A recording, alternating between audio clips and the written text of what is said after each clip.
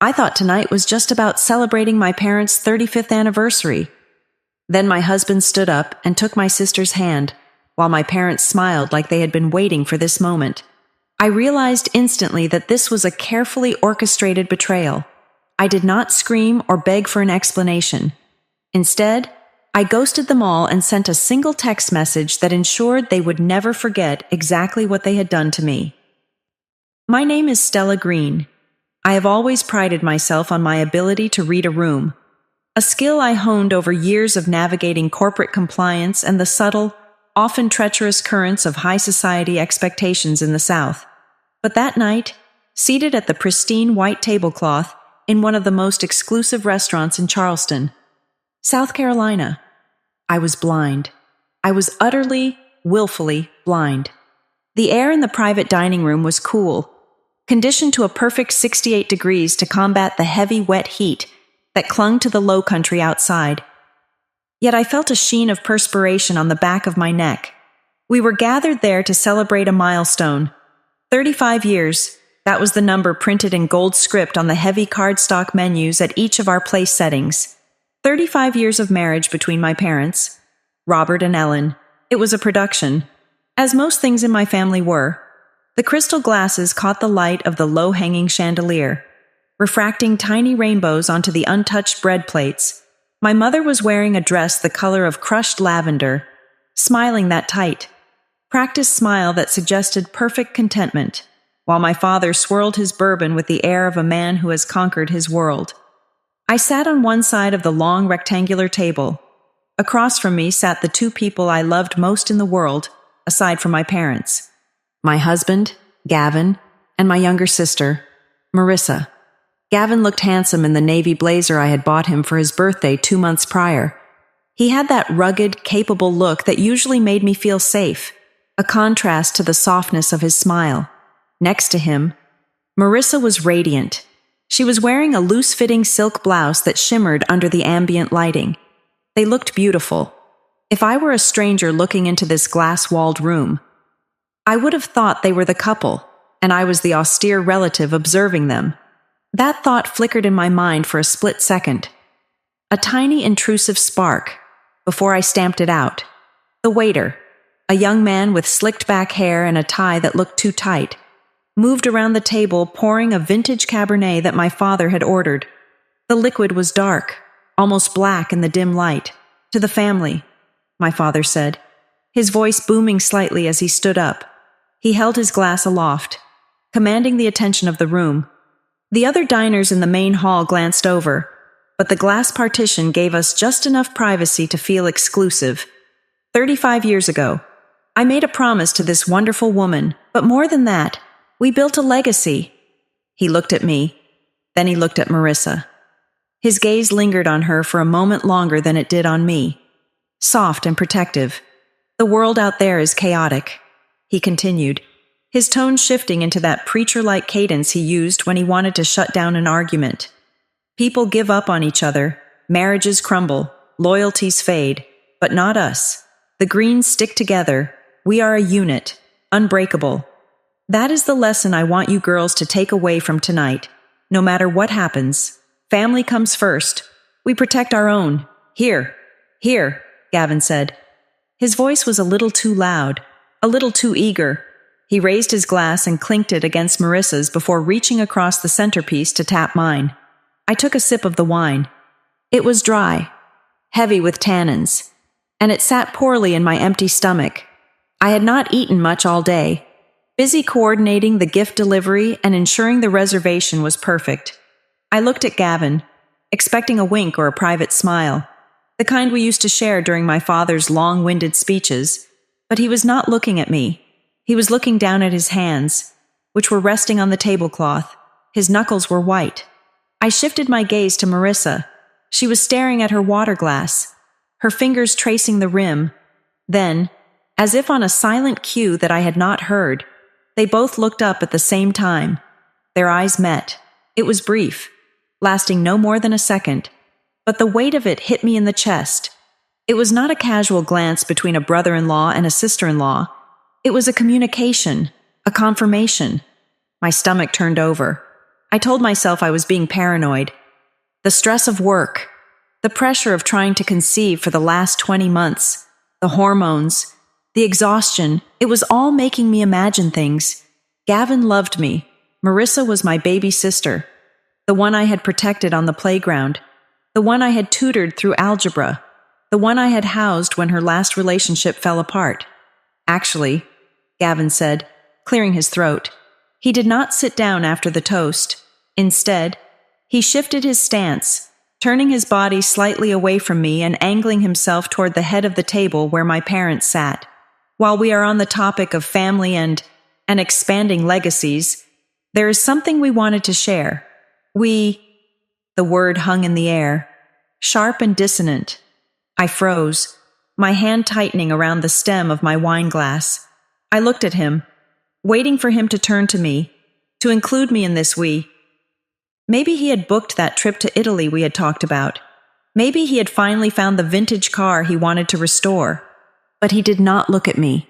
He reached out his right hand, the hand wearing the platinum band I had placed there 5 years ago, and placed it on the small of Marissa's back. It was not a tentative touch. It was possessive, familiar, secure, his fingers splayed out against the silk of her blouse, his thumb resting intimately against her spine. It was the touch of a man who had touched that woman 1,000 times before. It was a touch that screamed ownership. The air in the room seemed to vanish. I could hear the blood rushing in my ears, a low, thumping roar that drowned out the soft jazz playing over the speakers. Marissa took a deep breath. She looked up, her eyes wide and shimmering with moisture. She looked at our mother, then at our father. She did not look at me. "I know this is sudden," Marissa said, her voice trembling with a fragility that I recognized. It was the voice she used when she wanted to get out of trouble, and we did not want to overshadow the anniversary. But with all this talk about family, it felt right. She placed her hand over her stomach. "I am pregnant," she whispered, but in the silence of the room, it sounded like a shout. "We are having a baby." Time stopped. I mean that quite literally. For a span of 3 seconds, nobody moved. The waiter in the corner froze with a pitcher of water in his hand. My father's glass hovered halfway to his mouth. Then, the script played out. "Oh, my God," my mother cried out. Her hands flew to her mouth, and tears instantly spilled over her cheeks. "Oh, Marissa. Oh, a baby. A grandbaby." She knocked her chair back as she stood up, rushing around the table to embrace my sister. My father was beaming, his face flushed with pride. He reached out and shook Gavin's hand vigorously, clapping him on the shoulder. "Congratulations. Son, this is wonderful, wonderful news. A green baby," my father bellowed. I sat there, frozen in my chair. The coldness that had started in my chest was spreading to my limbs. My brain was trying to process the data, trying to make the math work. But the equation was fundamentally broken. Marissa was pregnant. Gavin was the father. They were a we. But the true horror was not just the announcement. It was the reaction. My mother's tears had come too fast. I am a woman who pays attention to details. In my line of work, a delay in reporting can mean $1 million fine. A hesitation in a witness's voice can indicate a lie. I knew the cadence of genuine surprise. Genuine surprise requires a moment of processing. The brain has to hear the words, decode them, assess the reality, and then trigger the emotional response. It takes a second, maybe 2. My mother had cried the instant the words left Marissa's lips. She had not looked shocked. She had looked relieved. She knew. My eyes darted to my father. He was not asking the obvious questions. He was not asking, "Wait, whose baby?" or "How did this happen?" He was shaking Gavin's hand as if they had just closed a business deal. He knew too. They all knew. I looked at the tableau before me. My mother hugging Marissa, weeping tears of joy. My father embracing Gavin, the 4 of them. A tight, cohesive circle of happiness. And me, sitting alone on the other side of the table. They had discussed this. They had planned this. This was not a confession. It was a launch party. Suddenly, the noise of their celebration dipped, and the atmosphere shifted. The realization seemed to ripple through them that there was a fifth person at the table. The person who was married to the father of the child. The person who was the sister of the mother. Slowly, one by one, they turned to look at me. My mother wiped her eyes with a linen napkin, her expression shifting into a mask of pleading concern. My father cleared his throat, adjusting his tie. Gavin finally looked at me, his eyes dark and defiant, his jaw set. Marissa bit her lip, looking at me through her lashes, playing the role of the innocent girl caught in a storm she did not create. They were waiting. They were waiting for me to play my part. They expected me to be the good sister, the good wife. They expected me to swallow the bile rising in my throat, to stand up, to walk over, and to hug them. They expected me to say, "I am so happy for you." They expected me to validate their betrayal so they could sleep at night. The silence stretched out, thick and suffocating. The waiter sensed the danger and quietly backed out of the room, closing the glass door behind him. I looked at Gavin. I looked at the man I had shared a bed with for 5 years. The man I had made coffee for that very morning. The man who had kissed me on the forehead before leaving for work. I looked at his hand, which was still resting protectively on my sister's shoulder. I looked at Marissa, my flesh and blood, the girl I had bought ice cream for when she scraped her knee. I looked at my parents, the guardians of morality, the people who just preached about loyalty. I did not scream. I did not flip the table. I did not throw my wine in Gavin's face, even though my hand was trembling with the urge to do so. I took a slow, steady breath. I picked up my wine glass, looked at the dark red liquid, and then set it back down with a deliberate, soft click. How long, I asked. My voice was quiet. It did not shake. It was the voice I used in boardrooms when I found a discrepancy in the ledger. "Stella, honey," my mother started, her voice quivering. "Now is not the time for, 'How long have you known?'" I repeated, cutting her off. I did not raise my volume, but the temperature in the room seemed to drop 10 degrees. I looked directly at my mother. "You did not look surprised. Mom, you looked relieved. So, tell me, how long have you all been sitting on this while I set the table for this party?" Gavin stepped forward slightly, shielding Marissa with his body. "Stella, stop. Do not make a scene. This is about family. We are going to handle this like adults. Adults." I looked at him, really looked at him. Adults do not sleep with their sister-in-law. Adults do not let their wife plan an anniversary party for her parents while hiding the fact that they destroyed her marriage. "We fell in love, Stella," Marissa said. Her voice was small, breathless. "It just happened. We did not mean to hurt you. But this baby is a blessing. Mom and Dad think so too." She threw my parents under the bus to save herself, using their approval as a shield. I looked at my father. He looked uncomfortable, shifting his weight. "Stella, listen. What is done is done. Marissa is your sister. Gavin is, well, he is still family. We have to stick together, for the sake of the child. We cannot have a broken home. We need you to be big enough to accept this. Stick together." The irony was so sharp it felt like a physical puncture wound. They wanted me to stay. They wanted me to stay and watch. They wanted me to be the aunt to my husband's child. They wanted to keep the picture perfect, just rearranged slightly. I realized then that I was not a person to them. I was a prop. I was a resource. I was the one who organized the parties, who handled the logistics, who kept the secrets. And now, I was expected to be the cushion that softened the blow of their scandal. A clarity washed over me. It was cold and absolute. I felt the tether that connected me to these people, the thick, heavy rope of familial obligation that had bound me for 34 years snap.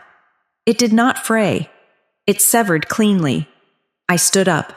My chair scraped against the hardwood floor, a harsh sound that made my mother flinch. "Stella, sit down," my father commanded. It was not a request. "We are going to discuss the logistics. Gavin and Marissa will need support. We need to figure out the living arrangements." I looked down at the table. at the untouched appetizers, at the gold-embossed menu celebrating 35 years of lies. I picked up my linen napkin. I folded it once, neatly, edge to edge, and placed it on the table beside my plate. It was a gesture of finality, a period at the end of a sentence. No. I said, "What do you mean?" "No," Gavin asked, his brow furrowing. "You cannot just walk out. We have things to settle." I looked him in the eye. "I have nothing to settle with you. Gavin, you have made your choice. You have all made your choice." I grabbed my clutch from the back of the chair. I did not look at Marissa, who was beginning to cry soft, victimized tears. I did not look at my mother, who was wringing her hands. "Stella," my mother called out, her voice rising in panic. "Do not you dare walk out of here. If you leave now, you are turning your back on this family. Do you hear me?" I turned toward the glass door. Stella Gavin's voice was angry now. "Stop being dramatic. Come back here." I pushed the door open. The humidity of the restaurant's main dining room hit me, along with the murmur of 100 other conversations, the clinking of silverware, the laughter of people who were not living in a nightmare. I did not look back. I could hear them calling my name, a chaotic chorus of demands and pleas overlapping each other. "Stella, daughter. Honey, please." I walked straight through the restaurant, my heels clicking a steady rhythm on the floor. I walked past the host stand, past the valet who scrambled to get the door for me, and out into the thick, suffocating night air of Charleston. I stood on the sidewalk for a moment, the heavy wooden door closing behind me, muting the sound of my name. I was alone. I was trembling. My life, as I knew it, had evaporated in the span of 10 minutes inside a private dining room, but as I stood there, inhaling the scent of jasmine and exhaust, I realized something. They were still in there. They were trapped in that room with their guilt, with their pregnant pause, with the mess they had created. I was the one who was free. I walked toward the parking lot, not to my car, but toward the street to hail a cab. I was not going home. That house was not my home anymore. It was a crime scene, and I was done being the victim. I reached into my purse, pulled out my phone, and prepared to send the text that would burn the bridge they thought I would help them rebuild. But that would come later. For now, I just needed to vanish. The night was dark, but my path was terrifyingly clear. They wanted a family that stuck together. They could have it. Every rotted, twisted inch of it. I signaled a passing taxi, the yellow light a beacon in the gloom. As I slid into the back seat, I took one last look at the restaurant's glowing windows. I could see the silhouette of my father standing up, gesturing wildly. "Drive," I told the driver, "just drive." And for the first time in my life, I did not care where I was going, as long as it was away from them, to understand the sheer magnitude of the demolition that occurred at that dinner table. You have to rewind the tape. You have to go back 10 months to when I was living a life that I believed was structurally sound. I was the senior compliance lead at Brightwell Meridian Strategies, a firm where a misplaced decimal point or a vaguely worded clause could cost a client millions. My days were spent in a high-rise office with floor-to-ceiling windows, dissecting risk, enforcing regulations, and ensuring that everything remained within the strict boundaries of the law. I was good at it. I had a mind that categorized chaos into neat, manageable rows. I believed that if you followed the rules and did the work, the result would be predictable safety. My husband, Gavin, was the opposite. He was a residential contractor, the kind of man who walked into a room and immediately made it feel warmer. He had a crooked smile and calloused hands that felt reassuring against my skin. He fixed things. That was his brand. He took broken, dated houses and made them beautiful again. But Gavin had a specific way of operating that I only recognized in hindsight. He was a master of soft manipulation. He never yelled. He never threw things. Instead, he used disappointment like a scalpel if I worked late. He would not get angry. He would just sigh, look at the cold dinner on the stove, and say that he missed me, making me feel like a neglectful monster for paying the mortgage that kept a roof over our heads. We had been trying to have a baby for nearly 2 years, That timeline is etched into my brain like a prison sentence. 20 months of ovulation kits, basal body thermometers, and scheduled intimacy that drained the romance out of our bedroom until it felt like a medical facility. The stress was a physical weight I carried in my shoulders. Every month, there was that 2-week window of fragile hope, followed by the crushing, bloody reality that I had failed again. Gavin was supportive in the way a spectator is supportive. He came to the appointments. He held my hand. But as the months dragged on, I felt him drifting. He started treating my grief as a mood swing that he had to manage rather than a loss we shared. Then came Marissa. My younger sister had always been a leaf in the wind, drifting from one crisis to another. 10 months ago, her crisis was a breakup with a bartender who had borrowed $2,000 from her and never paid it back. She called me weeping at midnight. Standing on the curb with 3 suitcases, we are family. I told myself, that is what we do. When I asked Gavin if she could stay in our guest room for a few weeks until she got back on her feet, he hesitated for exactly 3 seconds before flashing that easy, accommodating smile. He said, of course. He said we had to help her. He said it would be good for me to have my sister around to distract me from the fertility stress. A few weeks turned into a month, then 2, then it simply became the new normal. I was working 60-hour weeks to secure a promotion that would cover the eventual costs of IVF. I would leave the house at 7 in the morning and return past 7 in the evening. My brain fried from analyzing corporate compliance logs, and I would come home to a house that felt like it belonged to someone else. The shift was subtle. It started with groceries. I was the one who usually managed the household inventory. But suddenly, the fridge was stocked with things I did not eat, but Marissa loved: Greek yogurt with the fruit on the bottom, a specific brand of sparkling water. When I asked about it, Gavin laughed and said he just wanted to make Marissa feel welcome. He said I was overthinking it. Then, the routines changed. Marissa was unemployed for the first month, so she was always home. Gavin's contracting schedule was flexible. He often had gaps between morning site visits and afternoon vendor meetings. They started going to the gym together. I remember coming home one Tuesday night, exhausted, my feet throbbing in my heels. I walked into the kitchen to find Gavin and Marissa making dinner. The room was filled with steam and the smell of garlic and roasting chicken. Music was playing some indie folk band that Gavin liked, but I found annoying. They were moving around the island in a synchronized dance, chopping vegetables and stirring sauces. Marissa was wearing a pair of yoga leggings and one of Gavin's old oversized t-shirts. They did not hear me come in. Gavin said something low, and Marissa threw her head back and laughed. It was a genuine, throaty laugh. He bumped her hip with his hip to move her out of the way of the fridge. It was playful. It was domestic. When I cleared my throat, the energy in the room snapped. They both turned to look at me, and for a split second, I felt like the intruder.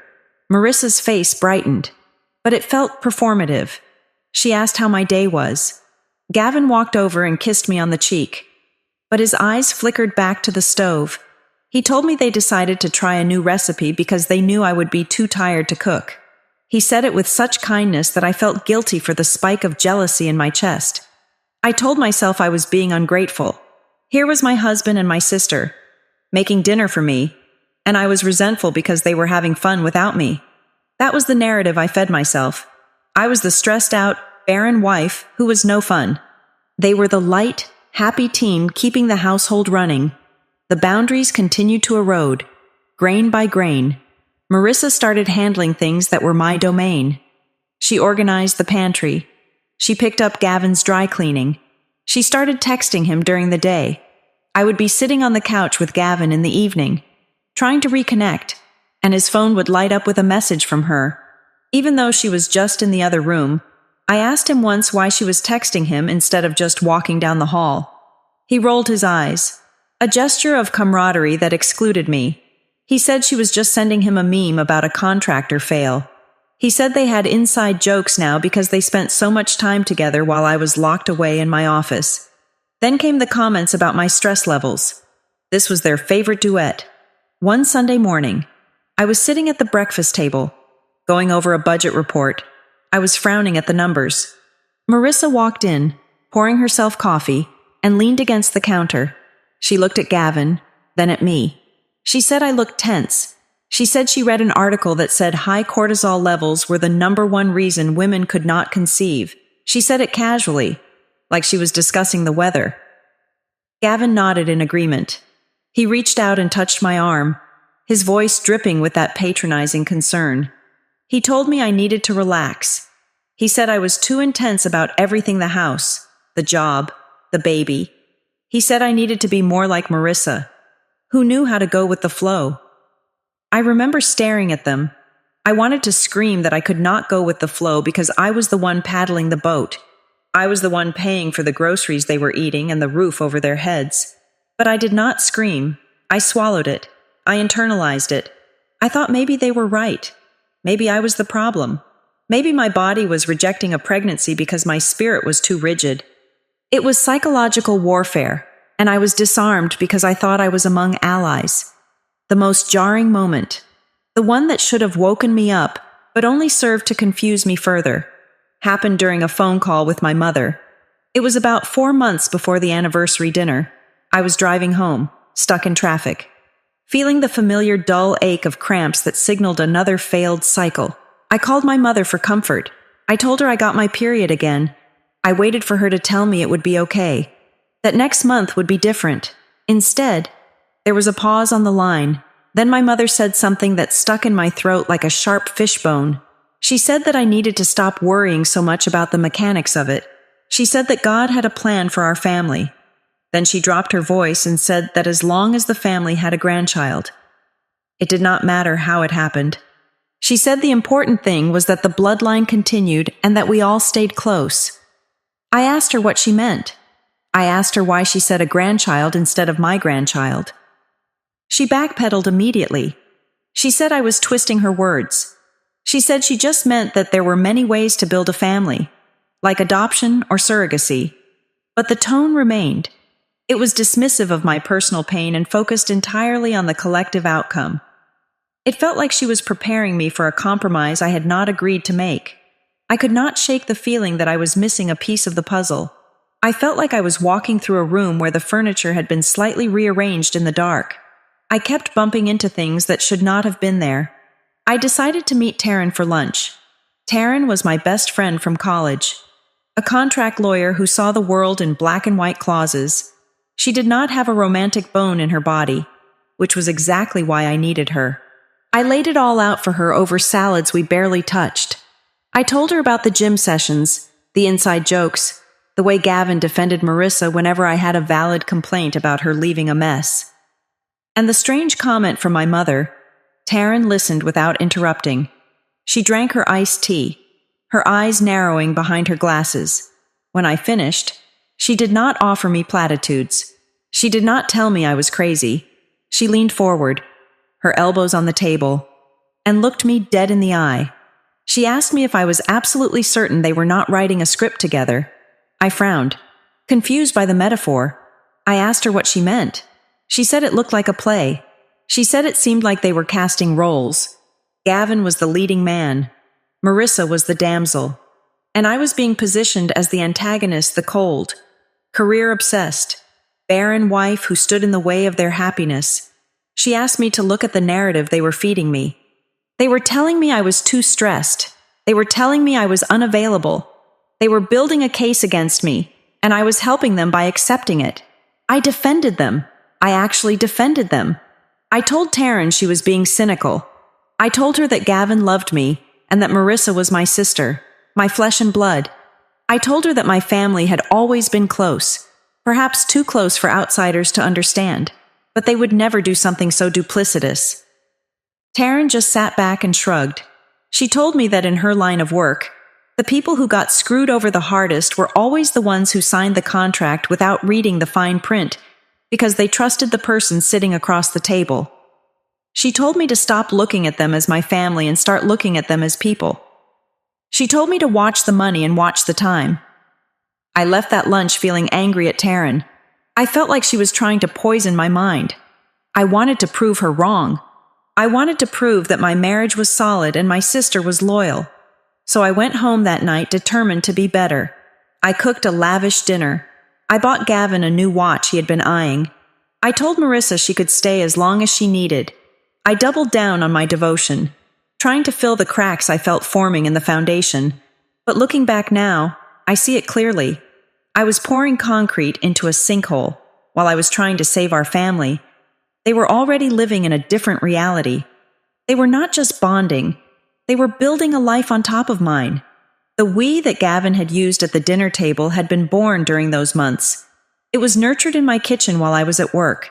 It was strengthened during those gym trips while I was reviewing compliance logs. They were a couple in every way that mattered. Except for the address, and I was the landlord they were planning to evict. The tension in the house grew thick. I started to notice that when I entered a room, the conversation would stop. Not abruptly, but naturally, shifting gears into something mundane. They would be talking in low voices, heads close together. And when I walked in, Gavin would lean back and ask me about the weather, or if the car needed gas. It was smooth. It was practiced. I found receipts in the trash that did not make sense. 2 movie tickets for a matinee on a Wednesday when Gavin said he was meeting a plumber. A lunch bill for a bistro across town that was nowhere near his job site. When I asked, he always had an answer. The plumber rescheduled. So he took Marissa to a movie to cheer her up because she was depressed about her ex. The bistro was for a client meeting, and he just happened to pay cash. He made me feel small for asking. He made me feel like a suspicious warden. He would look at me with those sad, disappointed eyes and ask why I did not trust him. He would ask if the hormones were making me paranoid. And I would apologize. I would apologize for catching him in a lie because he was so good at making it look like the truth. 10 months. That was how long they had been rehearsing for that moment at the restaurant. 10 months of me paying the bills, managing the household, and funding their affair. 10 months of them looking me in the face and lying by omission. I thought I was fighting for a baby. I thought I was fighting for my marriage. But I was the only one fighting. They were just waiting out the clock, waiting for the biology to give them the exit strategy they needed. And the moment Marissa saw those 2 pink lines, they knew they had won. They knew that in my family, a baby trumped betrayal. They banked on my mother's obsession with legacy. They banked on my father's demand for unity. They just forgot to bank on the fact that I was a compliance officer. And when I find a violation, I do not just report it. I shut the entire operation down. But at that moment, 10 months ago, I was still blind. I was still driving home to a house that was lying to me, desperate to be the wife they wanted me to be, completely unaware that the role had already been recast. The transition from trust to suspicion is not a sudden cliff drop. It is a slow, agonizing slide down a slope of small indignities. In my line of work, we call them red flags.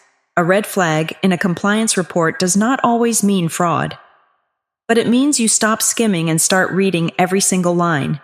And about 3 months before the anniversary dinner, I started reading my marriage like a subpoena. It began with the phone. Gavin had always been casual with his technology. His phone used to live on the coffee table, face up, buzzing with notifications from subcontractors or fantasy football leagues. I knew his passcode. He knew mine. There was a transparency to our digital lives that I took for granted. But then, the device flipped. Literally.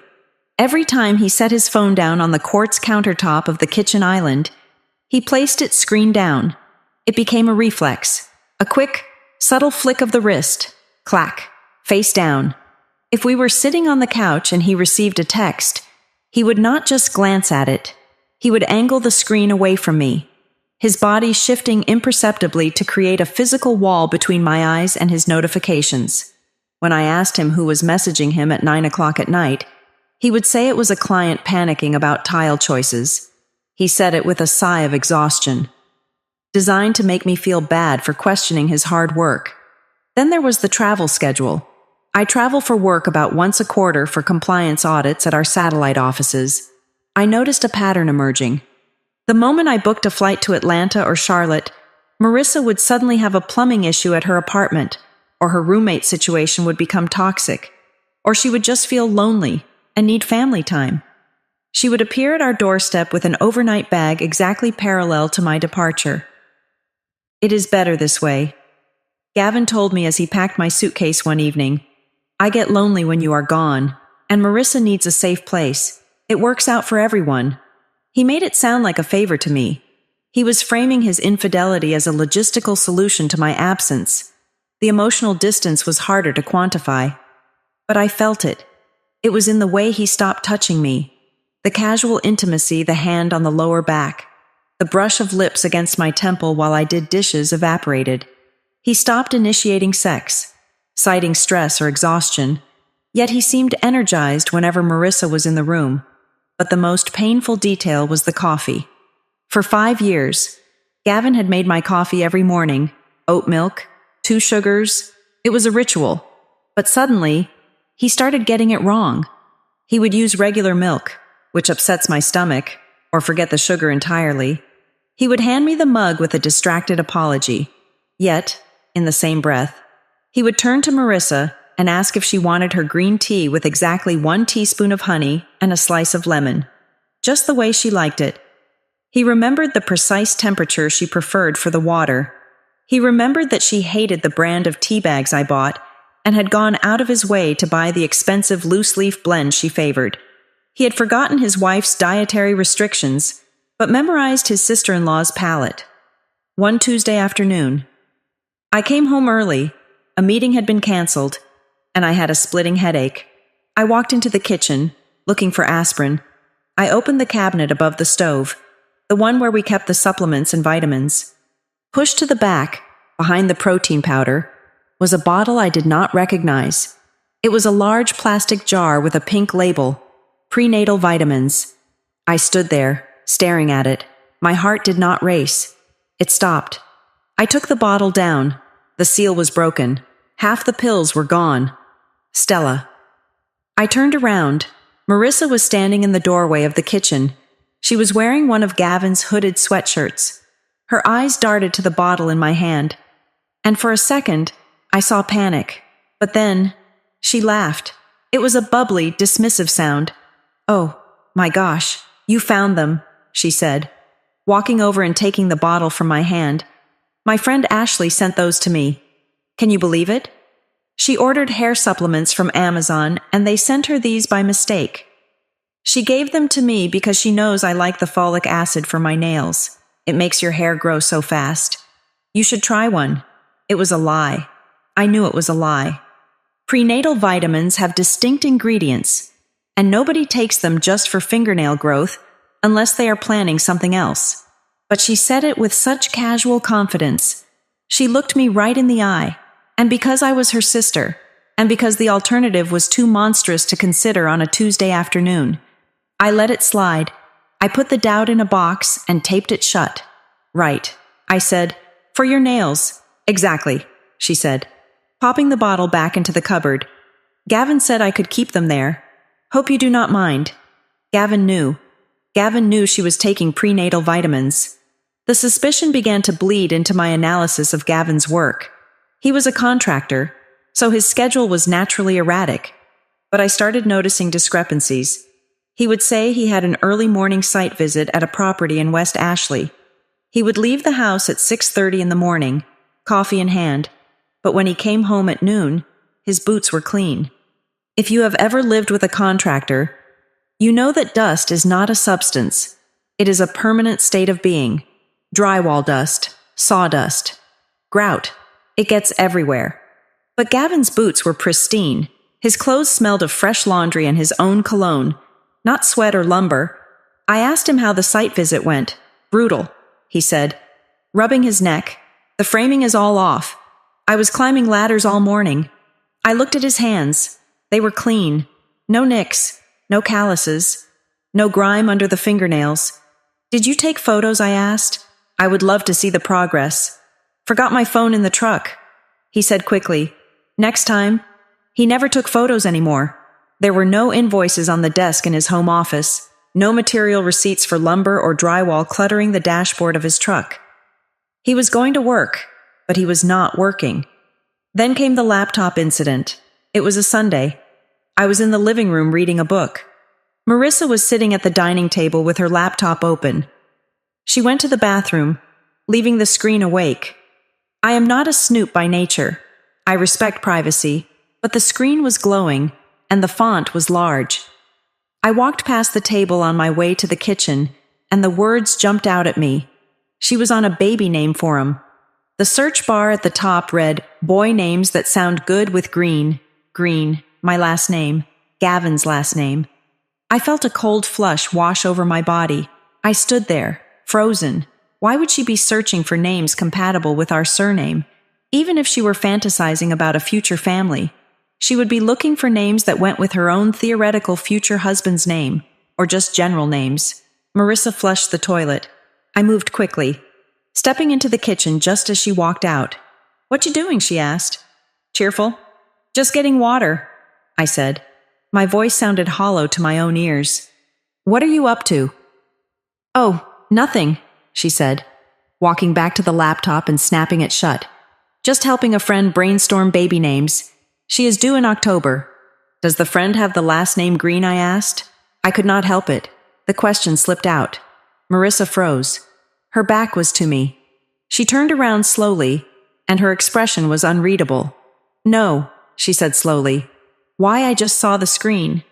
I said, "Oh," she forced a laugh. "No, I was testing to see if names sounded good with our family name. You know, for when you and Gavin finally have one.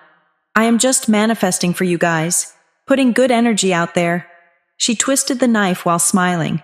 She used my own infertility as the cover story for her research into her own child's future.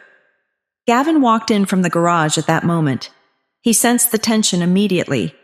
He looked from me to Marissa. "Everything okay?" he asked. "Stella is just stressed," Marissa said, walking over to him and touching his arm. "She is overthinking things again." Gavin looked at me with that disappointed, weary expression. "Stella, honey, we talked about this. You have to stop looking for problems where there are not any. We are a team. We have to stick together. Do not let outside stress get inside this house. Stick together, that is the motto. Remember, stick together." He started using that phrase constantly. It was not a rallying cry. It was a command. It was a preemptive strike against any accusation I might level. If I questioned him, I was breaking the family unit. If I doubted Marissa, I was being divisive. He weaponized the concept of loyalty to silence my intuition. I stopped asking questions. I stopped confronting them. Instead, I engaged the part of my brain that made me a successful compliance officer. I went quiet. I went dark. I started a log. I did not write it in a journal where they could find it.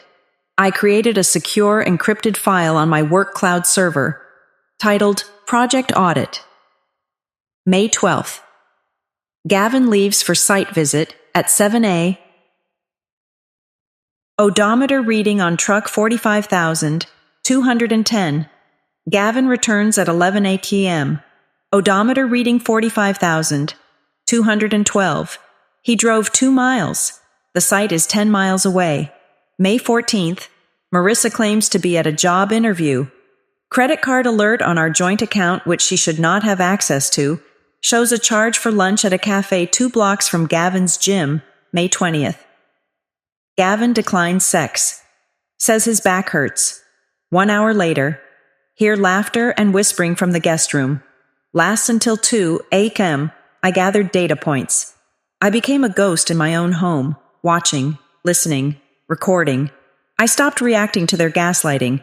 When Gavin said I was crazy, I agreed with him. When Marissa said she was just helping out, I thanked her. I let them think I was subdued. I let them think the medication I was taking for anxiety was working.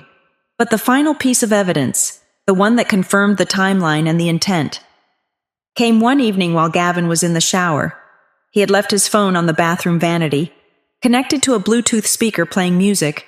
I was in the bedroom, folding laundry. The music stopped for a second, interrupted by a notification tone.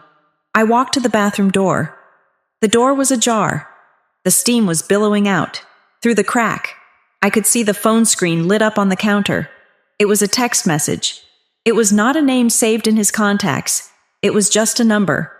But the preview was visible in big, bold letters against the lock screen. 1 week. We tell her in 1 week. I cannot take the hiding anymore. My stomach is showing. My stomach is showing. I stood there, clutching a folded pillowcase. The steam curled around my face. The water was running, masking the sound of my breathing. 1 week. They had a deadline. They had a plan. They were not just having an affair. They were counting down the days until they could drop the bomb on me. They were managing the rollout of their betrayal like a corporate merger. I stepped back from the door. I did not swipe the phone. I did not storm into the shower and demand an answer. I walked back to the bed, finished folding the laundry, and placed the stack neatly in the drawer. My hands were steady. My mind was clear. The grief was gone, replaced by a cold, hard resolve. I was no longer a wife trying to save a marriage. I was an auditor building a case for prosecution. The next morning, the mail arrived. Usually, Gavin grabbed it, but I beat him to the mailbox. There was a stack of envelopes, bills, flyers, and a large white envelope from a health insurance provider. It was addressed to Marissa, but it was not addressed to Marissa at her old apartment or to her parents' house. The address window read Marissa Lane, 1402, Oakwood Drive. My address. She had officially changed her mailing address to my home. You do not do that if you are a guest. You do not do that if you are staying for a few weeks. You do that when you live there. You do that when you are establishing residency. She had moved in right under my nose, and she had done it with enough permanence to notify the insurance companies. I held the envelope up to the sun. I could see the faint outline of a policy document inside. I walked back into the house, placed the mail on the counter, and smiled as Gavin walked into the kitchen. Anything good, he asked, pouring his coffee. Just junk, I said, and something for Marissa. I watched him freeze for a fraction of a second before he relaxed. Oh, good, he said, probably just a bill. He did not ask why she was getting mail here, because he already knew. I went to my office that day and opened a new tab in my mental spreadsheet. I was done crying. It was time to start preparing the final report, and unlike them, I was not going to give a 1-week warning. I had always considered the mail to be a mundane chore. It was a daily influx of flyers for lawn care services, credit card pre-approvals, and bills that I put on autopay. But that afternoon, the mail arrived like a grenade wrapped in a plain white envelope. It was from my health insurance provider. An explanation of benefits. I stood at the kitchen island, ripping open the flap with the dull edge of my thumb, expecting to see a statement for my last therapy session, or perhaps a lab fee from the fertility clinic. I unfolded the paper, date of service May 14th, provider Charleston Women's Wellness Center, service obstetric panel / prenatal ultrasound. Total billed $850. I blinked. I read it again. The words obstetric and prenatal seemed to vibrate on the page. My first instinct was confusion. I was not pregnant. I knew this with the bitter, bloody certainty of a woman who tracked her cycle down to the hour. There had to be a mistake, a clerical error, a crossed wire in the vast, incompetent bureaucracy of the healthcare system. I grabbed my phone and dialed the customer service number on the back of my card. The automated system forced me through a labyrinth of prompts before I finally reached a human being. "Thank you for calling," the representative said. Her voice tinny and bored. "My name is Brenda. Can I have your member ID?" I gave her the numbers. My hands were steady, but my heart was beginning to hammer a frantic rhythm against my ribs. "I am looking at a claim that I did not make," I said, keeping my voice level. "It says I had an ultrasound on May 14th. That is impossible." "1 moment," Brenda said. I heard the click-clack of a keyboard. "Okay, I see the claim here. It was processed under the primary policy holder. That is you, Stella Green. But the patient listed is not you. It is a dependent."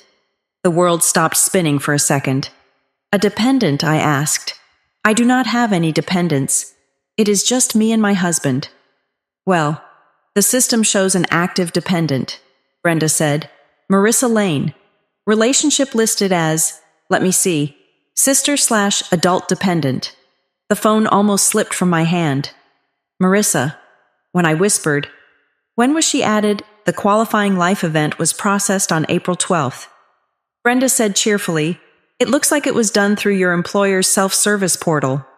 April 12th. I closed my eyes. April 12th was a Thursday. I had been in Atlanta for a regional compliance audit. I had been 400 miles away. Thank you, I said. That is all I needed. I hung up. I did not scream. I did not cry. A strange, icy calm washed over me. It was the feeling of a puzzle piece finally snapping into place, revealing a picture so ugly I wanted to look away.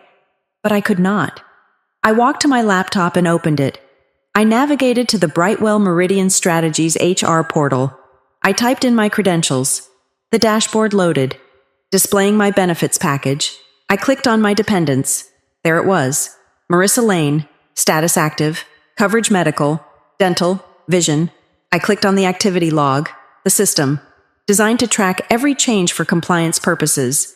Told the story in black and white. User S. Green. Date April 12th. Time 8:45 p.m. Device Y. P192.168.1.14. I knew that IP address. I was the one who set up our home network. I was the one who named the devices. That IP belonged to Gavin's iPad. While I was in a hotel room in Atlanta, working late to secure the promotion that would pay for our future. My husband had been sitting on our couch. He had logged into my work account using the password I had trusted him with, and he had added his mistress to my insurance policy. He was using my benefits to pay for the baby they made while betraying me. I opened my email. I searched for the confirmation notification that the system always sends when a change is made. It wasn't in my inbox. I checked the trash. Nothing. I checked the archive. There it was. Confirmation of benefits update. He had logged into my email, found the notification, and archived it immediately so I would never see it on my phone. He had covered his tracks. It was not a momentary lapse of judgment. It was a heist. I sat there, staring at the screen. My husband was not just a cheater. He was a thief. He had stolen my identity to subsidize his infidelity.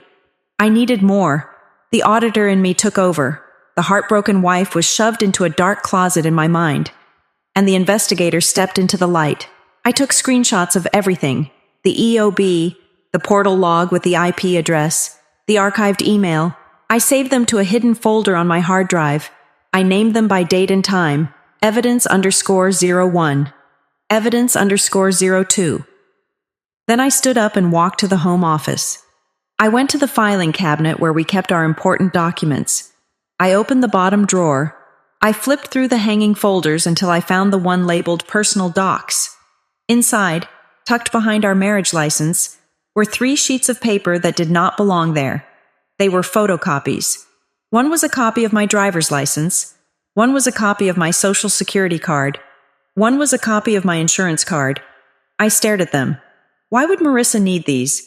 You only need someone's ID and social security number if you are impersonating them or filling out forms in their name.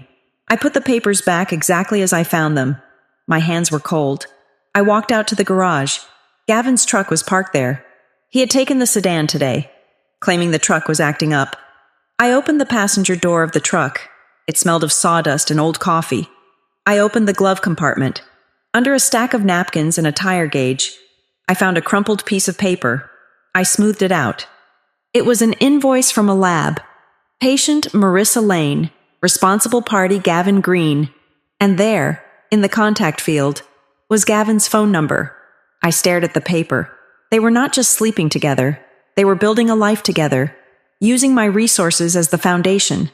They were parasites, feeding off my salary, my insurance, my credit, my very name. While I smiled and cooked dinner and tried to have a baby, I put the invoice back. I closed the truck door. I stood in the garage, surrounded by the tools of Gavin's trade saws, drills, hammers. He built things for a living, and he was dismantling me. Brick by brick, I pulled out my phone. I needed a sanity check. I dialed Taryn. She answered on the second ring. Stella, everything okay? No, I said. My voice sounded hollow, like it was coming from a tin can. You were right. About everything. I told her. I told her about the insurance, the IP address, the photocopies, the invoice in the truck. Taryn listened in silence. When she finally spoke, her voice was razor sharp. Stella, listen to me. Do not scream. Do not confront him. Do not throw his clothes on the lawn. I want to kill him. I said, I want to burn this house down. I know, Taryn said. But you cannot. This isn't just a divorce anymore. This is fraud, identity theft, unauthorized access to a corporate network. He crossed a legal line. Stella, and that gives us power. What do I do? You do nothing, Taryn commanded. You go back inside. You make dinner. You ask him how his day was. You play the role. But from this second forward, everything you do must be airtight. Every text, every email, every receipt. We are going to build a case so heavy it will crush him. I do not know if I can look at him. I said, You have to, Taryn said, because if you blow this now, he will have time to hide assets. He will have time to spin the story. You have to let him think he is safe. Can you do that? I took a deep breath. I thought about the EOB. I thought about the baby names on the laptop. I thought about the stick-together speeches. Yes, I said, I can do that. Good, Taryn said. Welcome to the war. Stella, now go inside and put your armor on. I hung up. I walked back into the house. The air conditioning felt frigid against my skin. I went to the kitchen and started chopping vegetables for dinner. The knife hit the cutting board with a steady, rhythmic thwack, thwack, thwack. I was not crying. I was not shaking. I was calculating. Gavin thought he was the architect of this situation. He thought he was managing me, but he had forgotten one thing. I was the one who checked the compliance logs. I was the one who found the errors. And he was about to become the biggest error I ever corrected. The drive to Savannah, Georgia, took 2 hours. I drove in silence. No radio, no podcasts. Just the hum of the tires on the asphalt and the air conditioning blasting against my face. I had chosen a lawyer in a different city for a reason. Charleston is a small town disguised as a city. Everyone knows everyone. The partner at a top firm in Charleston likely played golf with the developer who hired Gavin. Or their kids went to school with my nieces. I needed a ghost. I needed a shark that swam in different waters. I found Naomi Kessler on a forum for high net worth divorces. Her reviews were terrified whispers from the opposition. They called her the Butcher of Bull Street. That was exactly who I needed. Her office was not in a glass tower. It was in a restored townhouse on a quiet square, heavy with oak trees and Spanish moss. Inside, it smelled of old paper and lemon polish. Naomi did not hug me or offer me tea. She was a woman in her 50s with hair cut in a sharp, geometric bob and glasses that looked like they could cut glass. She sat behind a desk that was completely bare except for a legal pad and a pen. I laid it all out. The screenshots of the insurance fraud, the log of the IP address, the photo of the lab invoice I had found in the truck, the copy of my driver's license I found in his file. Naomi flipped through the pages. She did not gasp. She did not shake her head in sympathy. She read them with the clinical detachment of a surgeon looking at an X-ray of a broken bone. He is sloppy, she said, her voice dry. Criminal, but sloppy. That is good for us. Smart criminals are expensive to catch. Stupid ones save us billable hours. She looked up at me over the rim of her glasses. Prenup, she asked. One word. Yes, I said. Naomi raised an eyebrow. It was the first sign of emotion she had shown. Surprising. Usually, in cases like this, the wife is the one trying to get out of a prenup, or wishing she had one. Tell me about it. Gavin had tax debt when we met, I explained. About $40,000 from a failed business venture in his 20s. I was already a compliance officer. I owned my home. I had a 401k. I was not going to let the IRS attach a lien to my property because of his mistakes. I told him I would not marry him without one. He signed it without reading it. He said he did not care about money, only me. And the terms, Naomi asked, tapping her pen on the pad. It was drafted by my firm's corporate counsel as a favor. I said, It is ironclad. It states that all premarital assets remain separate, but there is a conduct clause, specifically, an infidelity clause combined with a financial malfeasance clause, if either party cheats, or if either party is found to have used marital funds or the other party's separate assets to facilitate an affair or illegal activity. They forfeit all claims to spousal support and any share of appreciation on the marital home. Naomi leaned back in her chair. A slow, terrifying smile spread across her face. "You have him on both," she said softly. "The pregnancy proves the infidelity. The insurance fraud proves the malfeasance. He used your employment benefits, a financial asset, to subsidize the affair. That is a breach of the contract. So, I am safe, I asked. You are armed," she corrected. "Safety is a feeling. Being armed is a fact. But we have to move fast. If he realizes you know, he will try to liquidate whatever he can. We need to secure the perimeter before we fire the first shot." She pulled a fresh sheet of paper from her drawer. "We are going to file for divorce. Obviously. But first, we are going to file an emergency motion to freeze marital assets. I will frame it around the unauthorized access to your corporate accounts. It makes him look like an identity thief, which he is, rather than just a cheating husband. Judges hate identity thieves." She handed me a list. "Do not go home and scream at him," she instructed. "Go home and lock the doors, not the physical ones, the digital ones. I want you to open a new bank account at a bank you have never used before. Redirect your paycheck immediately. Change every password you have, email, social media, banking, iCloud, and turn on two-factor authentication for everything. If he sneezes, I want you to get a text message code about it." I left her office feeling lighter. Not because the pain was gone, but because the confusion was. I had a plan. I drove back toward Charleston, stopping at a branch of a national bank in a strip mall off the highway. I sat in a cubicle with a young banker and opened a checking and savings account. When he asked if I wanted to add a joint holder, I said no. So quickly. He blinked. I sat in my car in the parking lot and logged into my company's payroll portal. I deleted the direct deposit information for our joint account, the account that paid the mortgage, the groceries, and apparently, Marissa's prenatal care. I entered the new routing number. My next paycheck was due in 3 days.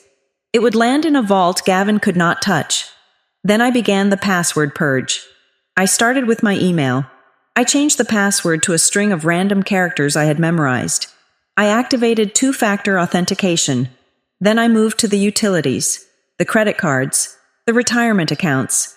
It took me an hour. With every click of Save Changes, I felt like I was boarding up windows before a hurricane. When I got home, the house was empty. Gavin was at work, and Marissa was presumably out spending my money. I walked into the home office. I did not turn on the light. I worked in the gray afternoon illumination coming through the blinds. I pulled out a notepad and started my inventory. I needed to know exactly what was mine, what was his, and what was ours. The house. The deed was in my name. I bought it 3 years before I met Gavin. He had moved in, and we had done renovations, but his name was never added to the title. That was the one line I had refused to cross, despite his subtle pressure over the years. The cars. The sedan was in my name. The truck his truck was in his name, but I had co-signed the loan because his credit score was still recovering from the tax lien. That was a liability. The credit cards. We had a joint Sapphire card, and he was an authorized user on my personal Platinum card. I picked up my phone and called the credit card company. I need to remove an authorized user.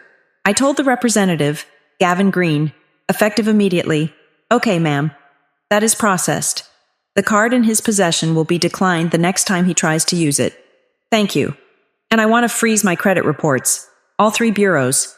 We can assist with the lock on our end, but for a full freeze, you will need to contact the bureaus directly." I spent the next 45 minutes on the websites of Equifax, Experian, and TransUnion. I placed a freeze on my social security number. No one could open a loan, a credit card, or a utility account in my name without a PIN that only I possessed. If Gavin tried to open a desperate line of credit to fund a nursery for Marissa, he was going to hit a brick wall. The next step was physical extraction. I could not move out yet. Taryn and Naomi had both been clear, do not abandon the property. Do not give him grounds to claim I left the marital home, but I could sanitize it. I drove to a self-storage facility 3 towns over. I rented a 5x5 unit. It was small, dark, and smelled of dust, but it was secure. I went back to the house and started with the paperwork. I took the original deed to the house, the prenup, my passport, my birth certificate. I put them in a waterproof box and put them in the trunk of my car. Then, the sentimental items. The jewelry my grandmother had left me, an emerald ring and a pearl necklace. They were in a velvet box in the master closet. Gavin knew they were there. If things got ugly, if he needed cash, those would be the first things to vanish. I wrapped them in a gym towel and shoved them into my gym bag. I moved through the house like a burglar. I took the external hard drive that held all our photos. I took the spare key to my car. By the time I heard the garage door rumble open at 5:30, I was sitting on the couch, reading a magazine. The house looked exactly the same, but the soul of it, the valuable, critical paper trail of my life was gone. It was sitting in a metal box 15 miles away. Gavin walked in, looking tired. He had sawdust on his shirt today, a nice touch. "Hey, babe," he said, leaning down to kiss me. I turned my head slightly so his lips hit my cheek. "How was your day?" "Busy," I said. "Lots of compliance updates." "Sounds boring," he laughed. Heading for the fridge, he opened a beer. "Marissa is coming over later. She wanted to make tacos." "That sounds nice," I said. My voice was steady. "Actually, I am going to head to the gym for a bit, burn off some stress." "Okay," he said, already looking at his phone. "Do not be too late." I walked out to my car. I drove to the storage unit and unloaded the waterproof box and the gym bag. I locked the roll-up door. As I stood there in the fluorescent-lit hallway of the storage facility, my phone rang. It was Naomi. "Are you in a safe place to talk?" she asked. Her voice was sharp, urgent. "Yes," I said. "I am alone. I ran a title search on your property." She said, "Just due diligence, to make sure the deed was clean." "It is," I said. "I have the original right here. The original is fine. Stella. But the digital records show activity. There is a pending application for a cash-out refinance on your home." I felt the blood drain from my face. "What? That is impossible. The house is in my name. I did not apply for a refinance." "I know you did not." Naomi said, "But someone did. The application was submitted 4 days ago. It is with a predatory lender, one of those online outfits that approves fast cash based on equity. They are requesting a cash out of $150,000. $150,000, I repeated. My knees felt weak. I leaned against the orange metal door of the storage unit. "The application is in the final stages," Naomi continued. "It is waiting for a digital signature from the homeowner. That is you." The lender sent the DocuSign link to an email address, stellagreenhome@gmail.com. "I do not have that email address." I whispered. "I know," Naomi said. "Gavin created it. I had my paralegal run a trace. It is linked to the same recovery phone number as his construction business. He created a fake email in your name, applied for a loan against your house, and is sitting on the link. He is probably planning to sign it tonight or tomorrow. Take the cash and deposit it into an account you do not see." I closed my eyes. It was not just about the baby. It was not just about the affair. He was planning to bankrupt me.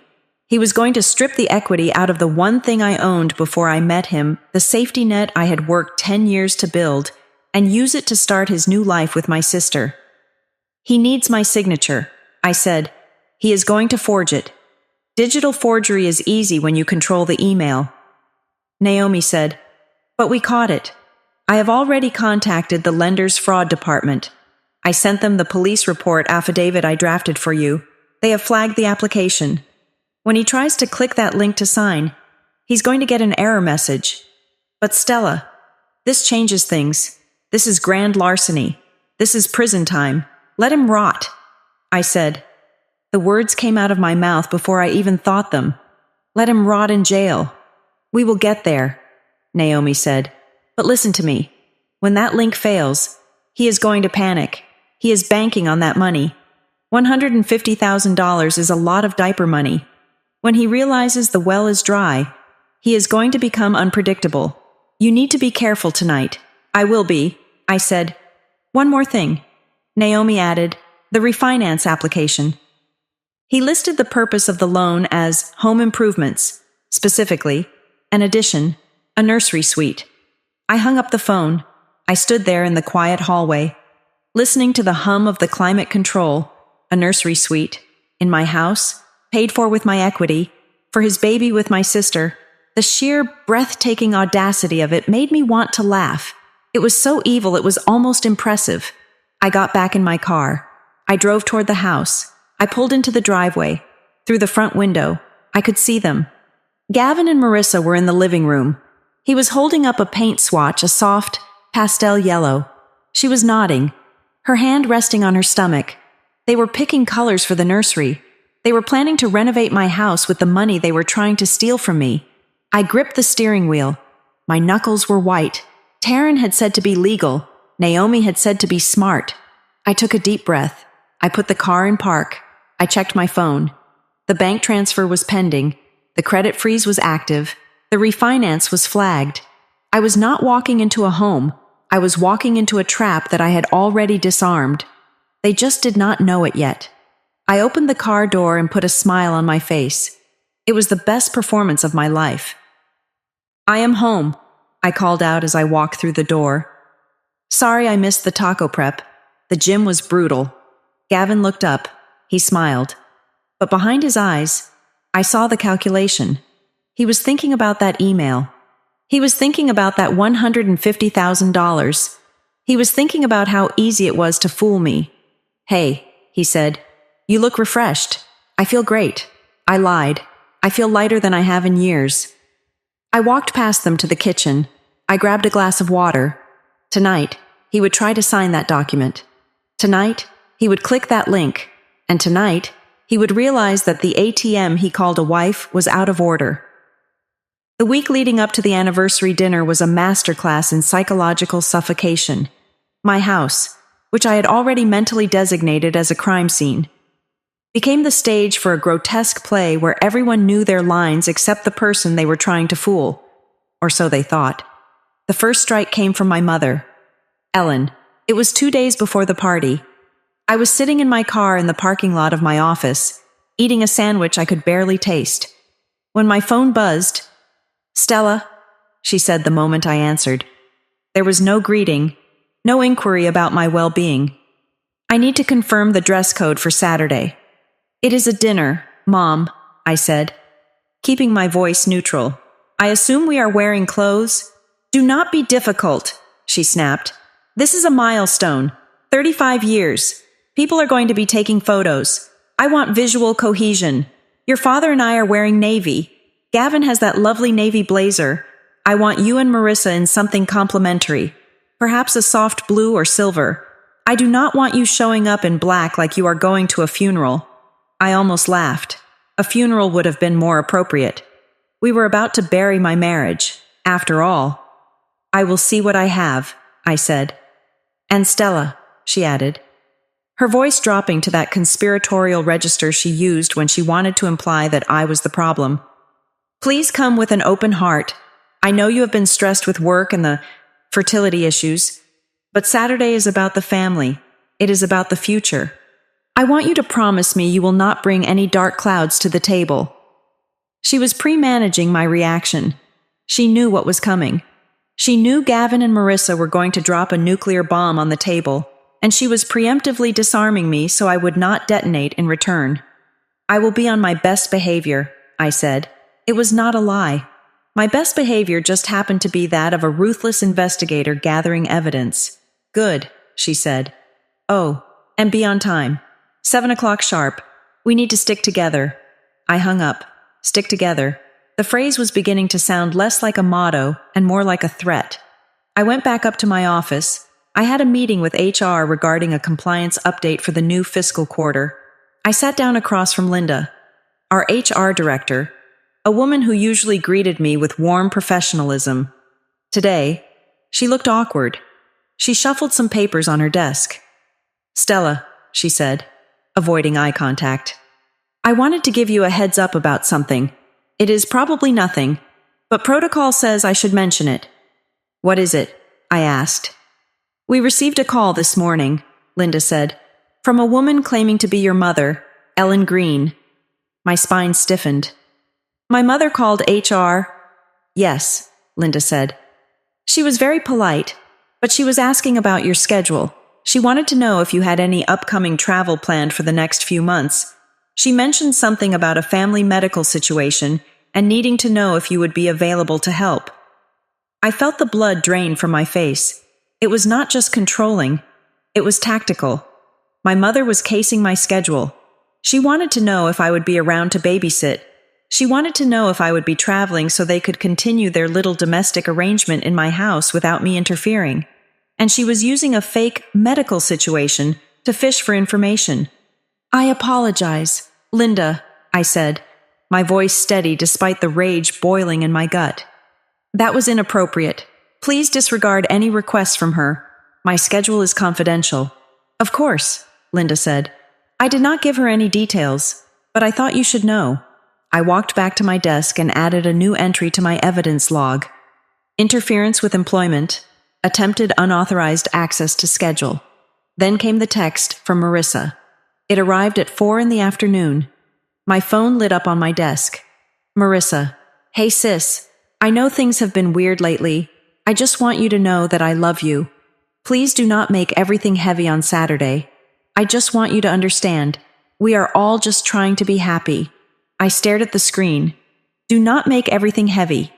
She was asking me to lighten the load of her betrayal so she could carry it more easily. She wanted me to understand. Understand what? That she was sleeping with my husband, that she was carrying his child, that she was stealing my life. She did not want forgiveness. She wanted permission. I did not reply. I took a screenshot and saved it to the cloud. When I got home that evening, the house was quiet. Too quiet. Gavin was in the living room, staring at his laptop. He looked haggard. His hair was messy, and there was a tightness around his eyes that I recognized. It was the look of a man whose loan application had just been denied. My little trap with the refinance had sprung. The system error I had orchestrated with the fraud department had evidently blocked his access to the $150,000 he thought he was going to steal from our equity. He looked up when I entered. He closed the laptop quickly. "Hey," he said. His voice was strained. "Hey," I said, putting down my keys. "Rough day." "Just administrative stuff," he said, rubbing his face. "Computers are a nightmare. Banks are incompetent." "I am sorry," I said, walking past him to the kitchen. "Anything I can help with?" "No," he said quickly. "No, I will handle it. It is just a glitch." He stood up and followed me into the kitchen. He came up behind me and put his hands on my shoulders. His touch, once a source of comfort, now felt like a brand. He squeezed my shoulders, leaning in to kiss the side of my neck. "I love you, Stella," he said. I stood perfectly still. I let him say the words. I let him perform the ritual. "I know," I said. I did not say I love you back. He did not notice. Over his shoulder, I could see his reflection in the glass of the microwave. He was not looking at me. He was looking past me. His eyes darting toward his phone on the counter, waiting for an email, a notification, a miracle that would unlock the money. "I really want this weekend to be special," he said, his breath warm against my ear. "Your parents deserve a good celebration. And we need a reset. Do you think—" "A reset?" I repeated. "That sounds nice." "Yeah," he said, pulling away. "Just us, the family, sticking together." He picked up his phone and checked it. Nothing. He shoved it into his pocket, frustration radiating off him in waves. "I am going to take a shower," he said. I waited until I heard the water running, then I called Naomi. "The party is in 48 hours. I said. Are you ready? Naomi asked. I am ready, I said. But I need to know the rules of engagement. Simple, Naomi said. You are not there to fight. You are there to depose them. You are a recording device with a pulse. Let them talk. The more they talk, the more they incriminate themselves. If they apologize, that is an admission of guilt. If they justify it, that is proof of premeditation. If they mention money, or the house, or the future, write it down mentally. We need to establish that they made unilateral decisions about marital assets and your future without your consent. What if I lose it? I asked. What if I scream? You will not, Naomi said. Because screaming is what victims do. You are not a victim anymore. You are the plaintiff, and plaintiffs are cool. Plaintiffs are collected. I need a backup, I said. I cannot be in that room alone. You won't be, Naomi said. You said your friend Taryn is a lawyer. Contract law, I said. Perfect, Naomi said. Bring her. Not to the table. That would be too aggressive. Have her at the bar. Have her close enough to be a witness, but far enough to be invisible, if things go sideways, if Gavin gets aggressive, or if your father tries to physically block you from leaving. She steps in. I called Taryn immediately. I am in, Taryn said before I could even finish asking. I have a wig. I have sunglasses. I will look like a high-end escort waiting for a date. Nobody will look twice at me. Just be there, I said. Please. I will be sipping a martini 3 tables away, Taryn promised. I will have my phone recording audio the whole time. Saturday arrived with a humidity that made the air feel like wet wool. I dressed with the precision of a soldier putting on a uniform. I did not wear blue. I did not wear silver. I wore a dress the color of dried blood, a deep, dark crimson that stood out violently against the polite pastels my mother had requested. It was a small act of rebellion, but it was mine. Gavin looked at me when I came down the stairs. He frowned. I thought your mom said blue, he said. This fits better, I said. Shall we go? The drive to the restaurant was silent. Gavin tapped his fingers on the steering wheel, his leg bouncing with nervous energy. He was still waiting for the money. He probably thought he could announce the baby tonight and then surprise everyone with the renovation plans tomorrow once the loan cleared. He had no idea the money was never coming. We pulled up to the restaurant. It was a Charleston institution, the kind of place with white pillars and valets in bow ties. You go ahead, Gavin said as he handed the keys to the valet. I have to make a quick call. I will meet you inside. Okay, I said. I walked toward the entrance, but I did not go in. I stopped behind a large pillar near the entrance, hidden by a massive fern.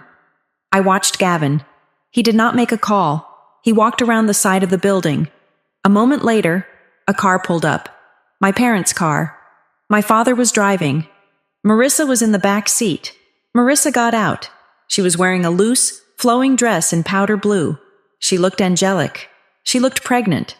She walked straight to where Gavin was waiting. They did not hug like in-laws. They did not wave.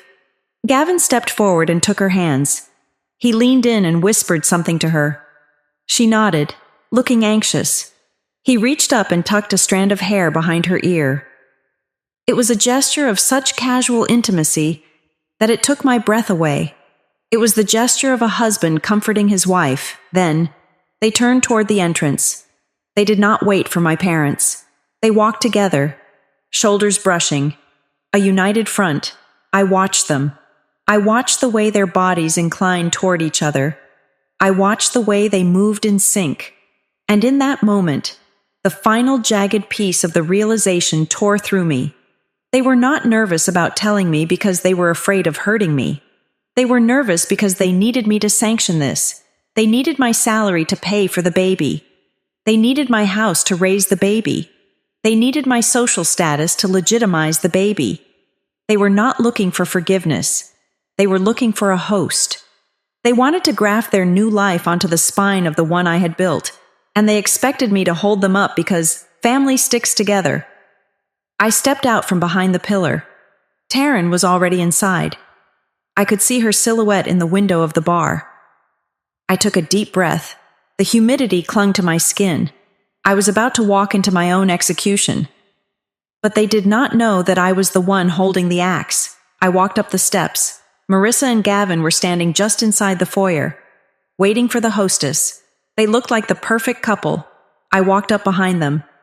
"You two look ready," I said. They both jumped.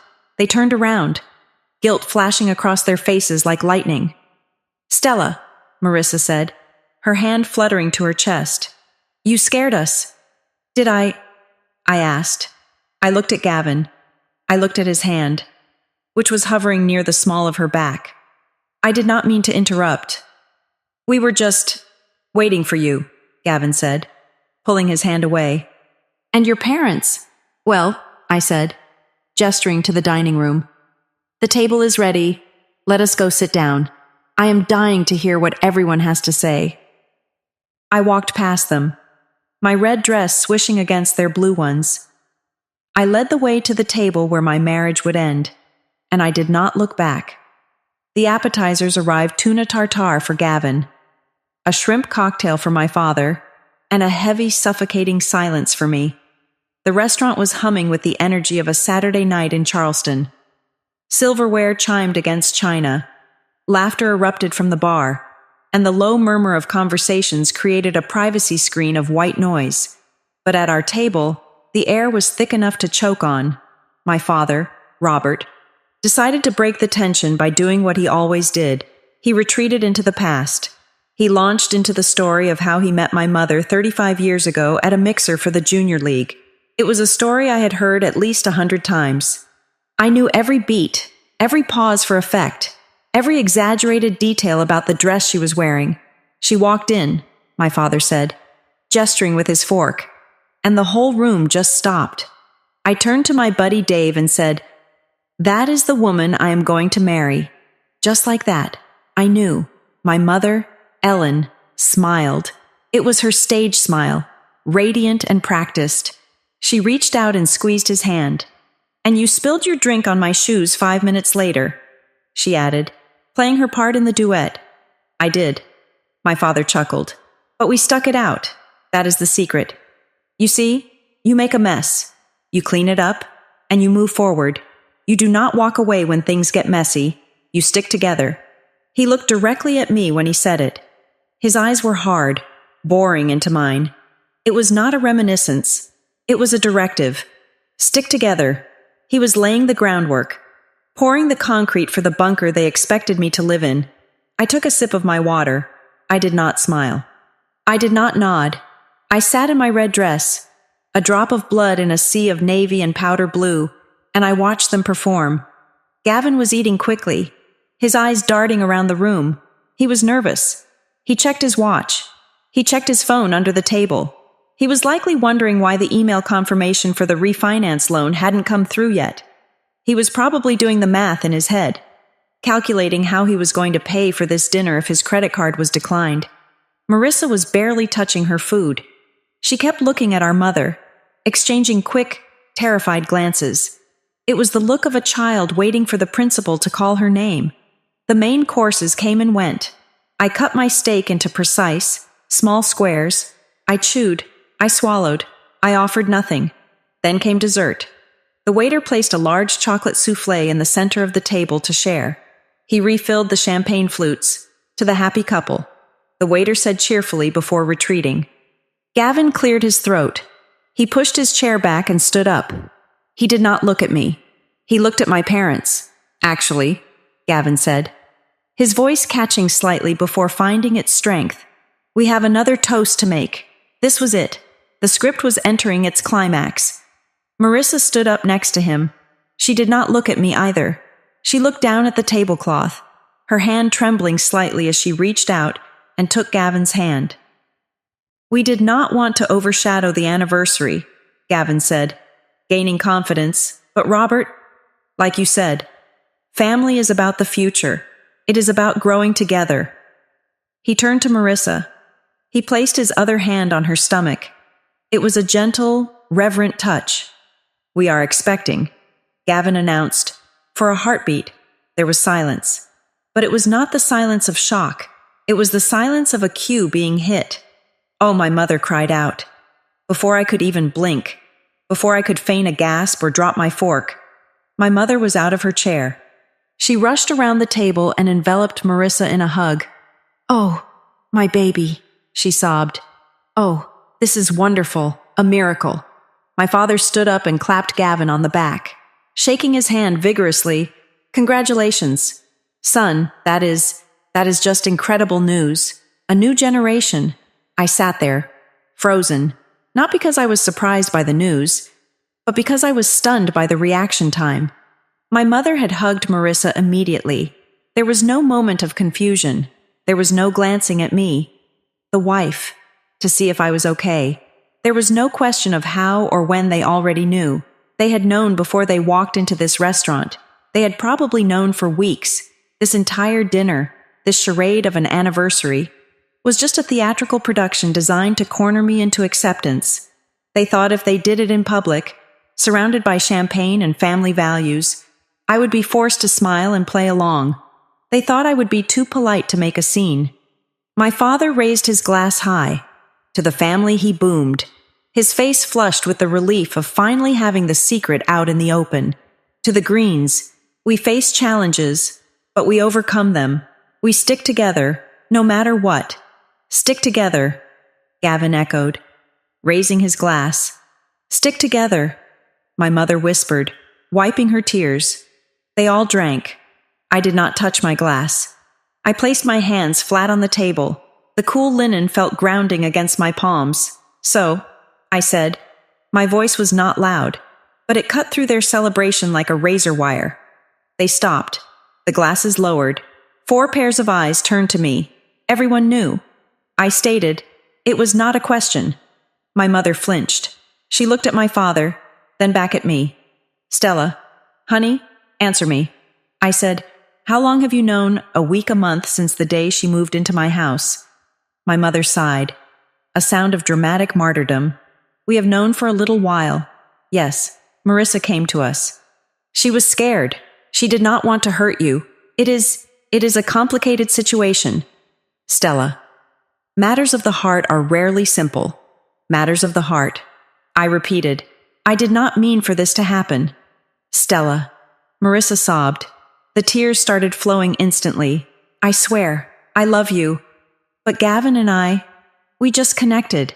We found each other when we were both lonely. It just happened. We found each other," Gavin said, stepping in to defend her. He looked at me with a mixture of pity and defiance. "I know you are hurt. Stella, I get it, and I'm sorry for the way it happened. But this baby is real. This family is real. We want you to be a part of it. We want you to be an aunt. We want to raise this child with the love of the whole family. We can make this work," my father added, his voice commanding. "We are adults. We can handle this with dignity. You are a successful woman. Stella, you have your career. You have your life. You can be the bigger person here." The bigger person, that was code for the person who gives up everything so everyone else can be comfortable. I looked at them. I looked at their hopeful, delusional faces. They really thought this was going to work. They thought they could talk me into submission. I picked up my napkin and dabbed my mouth. "You are right," I said. "I am a successful woman, which is why I checked the details." I looked directly at Gavin. "You said you just found each other, right? Just a matter of the heart, yes." Gavin said, "It was not planned." "Then why?" I asked, my voice dropping an octave, becoming deadly quiet. "Did you log into my corporate benefits portal on April 12th using my password and add Marissa as a dependent on my health insurance policy?" The color drained from Gavin's face so fast, it looked like he had been slapped. My father frowned. "What? And why?" I continued, turning my gaze to Marissa. "Did you submit a claim for $850 for a prenatal ultrasound under my insurance plan? Did you think I would not see the explanation of benefits, Stella?" "Stop," Gavin hissed. He looked around the restaurant, panic flaring in his eyes. "This is not the place." "And why?" I went on, ignoring him. "Did you create a fake email address, stellagreen@gmail.com, and submit an application to refinance my house for $150,000 4 days ago. The silence that fell over the table now was absolute. It was the silence of a bomb that had just detonated. My mother stopped crying. Her mouth hung open. My father looked at Gavin, his expression shifting from support to confusion. "Refinance?" my father asked. "Gavin, you said you had the money for the renovation saved up." He lied. I said, "He is trying to strip the equity out of the home I owned before I met him to build a nursery for the baby he made with my sister. And he tried to forge my digital signature to do it. That is not true." Gavin stammered, I was going to pay it back. It was an investment for the family. It is fraud." I said, "It is identity theft. It is grand larceny." I looked at my mother. "You wanted me to come here with an open heart. You wanted me to wear blue and smile for the photos. You are sitting there celebrating a man who stole my identity to pay for your grandchild. Stella, please." Marissa whimpered, "Do not make this legal. We are family. You stopped being my family when you decided my bank account was more important than my consent." I said. Gavin leaned over the table, his face twisting into something ugly. The mask of the nice guy slipped completely. "Do not make this about money. Stella," he spat, "you always do that. You are so cold. That is why I left you. That is why I turned to her. Because she is warm. She is a real woman. Do not turn this into a transaction." I stood up. My chair did not scrape. I moved with the precision of a guillotine blade. I did not make it about money. "Gavin," I said, "you did. You made it about money when you used my social security number to secure a loan. You made it about money when you used my health insurance to check the heartbeat of that baby." I picked up my clutch. "And by the way," I said, looking down at him, "that refinance application, it was flagged. The money is not coming, and my credit is frozen. So I hope you have enough cash in your wallet to pay for this dinner, because the joint card has been canceled." Gavin looked like he was going to vomit. He slumped back into his chair, defeated. I looked at my parents. My father looked old suddenly. He looked at Gavin with a dawning realization that he had bet on the wrong horse. My mother just stared at me, her hands clutching her napkin. "Stella," my father said, his voice weak. "Where are you going?" "I am leaving." I said, "I am going to a hotel. Do not come to the house. The locks will be changed by morning. But stick together," my mother whispered. A broken record. "Stick together," I repeated. I looked at the three of them, a trinity of betrayal. "Go ahead. Stick together. You deserve each other." I turned my back on them. I felt their eyes on me as I walked away. I felt the heat of the restaurant, the stare of the other diners who had sensed the disturbance. I saw Taryn in my peripheral vision, sitting at the bar. She gave me a tiny, imperceptible nod. She had recorded every word. I walked to the front door. The valet opened it for me. The humid night air hit me. But for the first time in months, it felt fresh. It felt clean. I did not cry. I did not look back at the window to see them arguing over the bill. I did not care how they were going to get home. I walked to my car, got in, and locked the doors. "Congratulations," I whispered to the empty car. "It is a boy and a felony." I started the engine and drove away. I did not go home. I did not go to a hotel where they could find my car in the parking lot or call the front desk pretending to be a worried spouse. I went to a corporate executive suite in downtown Charleston, a place usually reserved for visiting consultants or clients who needed discretion. I had booked it 2 days prior using the company discretionary fund, marking it as an emergency relocation for security purposes, in my line of work. That usually meant a data breach or a physical threat to the office. In this case, the threat was personal. But the data breach was very real. The apartment was on the 14th floor. It was sterile, smelling of lemon pledge and recycled air. The furniture was beige. The art on the walls was generic abstract shapes. And the view was of the harbor, dark and impassive. It was perfect. It contained 0 memories. There were no throw pillows I had agonized over, no photos of our wedding day, no ghosts of the life I had just incinerated. I turned off my phone. I took the SIM card out and taped it to the back of the device. Then I pulled out a burner phone I had bought at a convenience store, a cheap flip phone with a prepaid plan. I texted exactly 2 people, Naomi and Taryn. I am safe. The location is secure. Proceed with the filing. I sat on the edge of the stiff, unfamiliar bed and exhaled. For the first time in 10 months, I did not feel the crushing weight of suspicion. The bomb had detonated. The damage was done. Now, it was just a matter of cleaning up the debris. Monday morning arrived with the efficiency of a gavel strike. I did not go to the office immediately. I went to Naomi's office to sign the final affidavits. Naomi looked like she had consumed nothing but espresso and vengeance for breakfast. She laid the documents out on her mahogany conference table.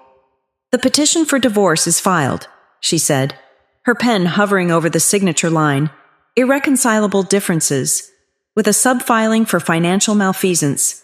But this is the important one. She slid a thick document toward me. "Ex parte temporary order," she explained. "It is an emergency motion, given the evidence of the attempted refinance and the insurance fraud. The judge granted it at 9 o'clock this morning. It freezes all marital assets. It grants you exclusive use of the marital residence, though I advise you not to go back there yet. And most importantly, it mandates that all communication between you and Gavin Green must go through legal counsel.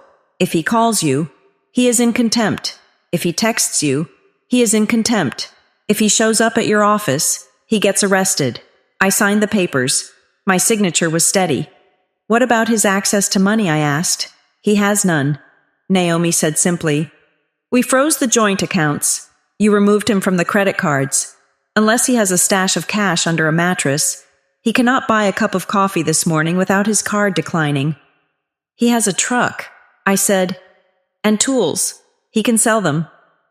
Naomi shrugged. "But he cannot touch the liquid cash in the accounts. That is preserved until the court decides the division of assets. And given the prenup, the court is going to look very unfavorably on him." I left her office and drove to Brightwell Meridian Strategies. This was the part I had been dreading. I walked into the IT department. It was a glass-walled fishbowl of servers and monitors. I asked to speak to the Chief Information Security Officer, a man named David, who I had worked with on compliance audits for years. We went into his office. I closed the blinds. "David," I said, keeping my voice professional, "I need to self-report a security breach involving my credentials." David's eyebrows shot up. You are the most paranoid person in this building." "My husband," I said. The word tasted like ash. "He obtained my password. He accessed the HR portal to modify benefits without my consent. I have evidence of the IP address and the logs." I slid the file across his desk. I did not cry. I did not ask for sympathy. I treated it like a compliance violation. Because that is what it was. David looked through the logs. His face grew serious. "He accessed the system from an external device," David noted. "iPad. Residential IP." "Yes," I said. "I have changed all my passwords. I have activated a hardware token for 2-factor authentication. But I need a full audit. I need to know if he accessed anything else. Client data, proprietary strategy, anything. I will start the trace immediately." David said, "And Stella, thank you for bringing this in. Most people would try to hide it. This protects the firm. I protect the firm." I said, "That is my job." By the time I got to my desk, the fallout had begun. I turned on my old smartphone just for a moment to sync the data to the cloud for evidence. The device nearly vibrated off the desk. 47 missed calls, 63 text messages, 12 voicemails. They were all from unauthorized numbers. He was using friends' phones. He was using burner apps. I did not read them all. But the previews told the story of a man going through the stages of grief in real time, but skipping acceptance entirely. Unknown number 10:15 a.m. "Stella, please pick up. The cards are not working. I am at the gas station. This is embarrassing. We need to talk." Unknown number 10:30 a.m. "You cannot just cut me off. That is illegal. I have rights. I have a pregnant woman to take care of." Unknown number 11 o'clock a.m. Pick up the damn phone. You are being childish. We can fix this. I love you. Then, the tone shifted. The nice guy facade cracked, revealing the panic underneath. Unknown number 12:45 p.m. You are ruining this family on purpose. You are vindictive. You are cold. This is exactly why I cheated. Because you are a robot. Unknown number 1:20 p.m. Marissa is stressed. If anything happens to the baby, it is on you. Do you hear me? It is on you. I screenshot every single one. I forwarded them to Naomi with a timestamp. Evidence of harassment, violation of temporary order, then came the physical intrusions. Around 2 o'clock, the receptionist at the front desk called me. Stella, she said, her voice hesitant. There is a courier here for you, from the Green family. Do not let it up, I said. I will come down. I walked down to the lobby. A young man was holding a large basket wrapped in cellophane. It was filled with fruit, chocolates, and what looked like a plush teddy bear. Taped to the front was a creamy envelope with my mother's handwriting. It was grotesque, a gift basket. As if my husband sleeping with my sister was a minor social faux pas that could be smoothed over with pears and truffles. I took the envelope. I did not take the basket. You can keep that. I told the courier, or throw it away. I do not want it, ma'am. I have to deliver it, he said, confused. Consider it delivered. I said, I am refusing acceptance. I opened the letter in the elevator. My dearest Stella, we are all hurting. Yesterday was a shock. But we must not let anger dictate our future. Gavin is sorry. Marissa is sorry. We are a family. And families forgive. Please, come home. Let us sit down and work out a plan. We can get past this. The baby needs a stable environment. Stick together. Love, Mom and Dad. They were trying to buy my silence with emotional blackmail. They wanted a stable environment for the baby, which meant they wanted my house and my income. They were not asking for forgiveness. They were asking for reinstatement of their funding. I scanned the letter and sent it to Naomi. Attempted contact by third party on behalf of restrained party. Then, Taryn texted me. Taryn, do not look at Instagram. Just trust me. Do not look. Of course, I looked. I used a dummy account I monitored for social media compliance checks. I pulled up Marissa's profile. She had posted a photo. It was a black and white shot of her hand resting on her stomach, sitting on a park bench, looking forlornly into the distance. The caption read, Sometimes, love is messy. Sometimes, the path to happiness is paved with judgment. It hurts when the people who are supposed to support you turn their backs because they cannot understand a connection that defies the rules. Please be kind to pregnant mamas. We are carrying the future. Love is love. New beginnings, don't judge. The comments were a cesspool of validation. Stay strong. Babe. Ignore the haters. You deserve happiness. She was spinning the narrative. She was painting herself as the victim of a judgmental society, and by extension, painting me as the villain who had turned her back. She did not name me, but everyone in our circle knew who she was talking about.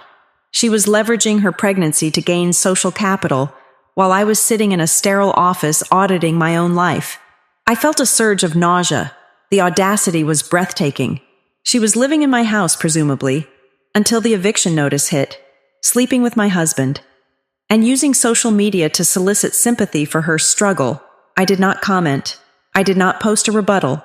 I did not engage. Rule number 1 of crisis management, never wrestle with a pig.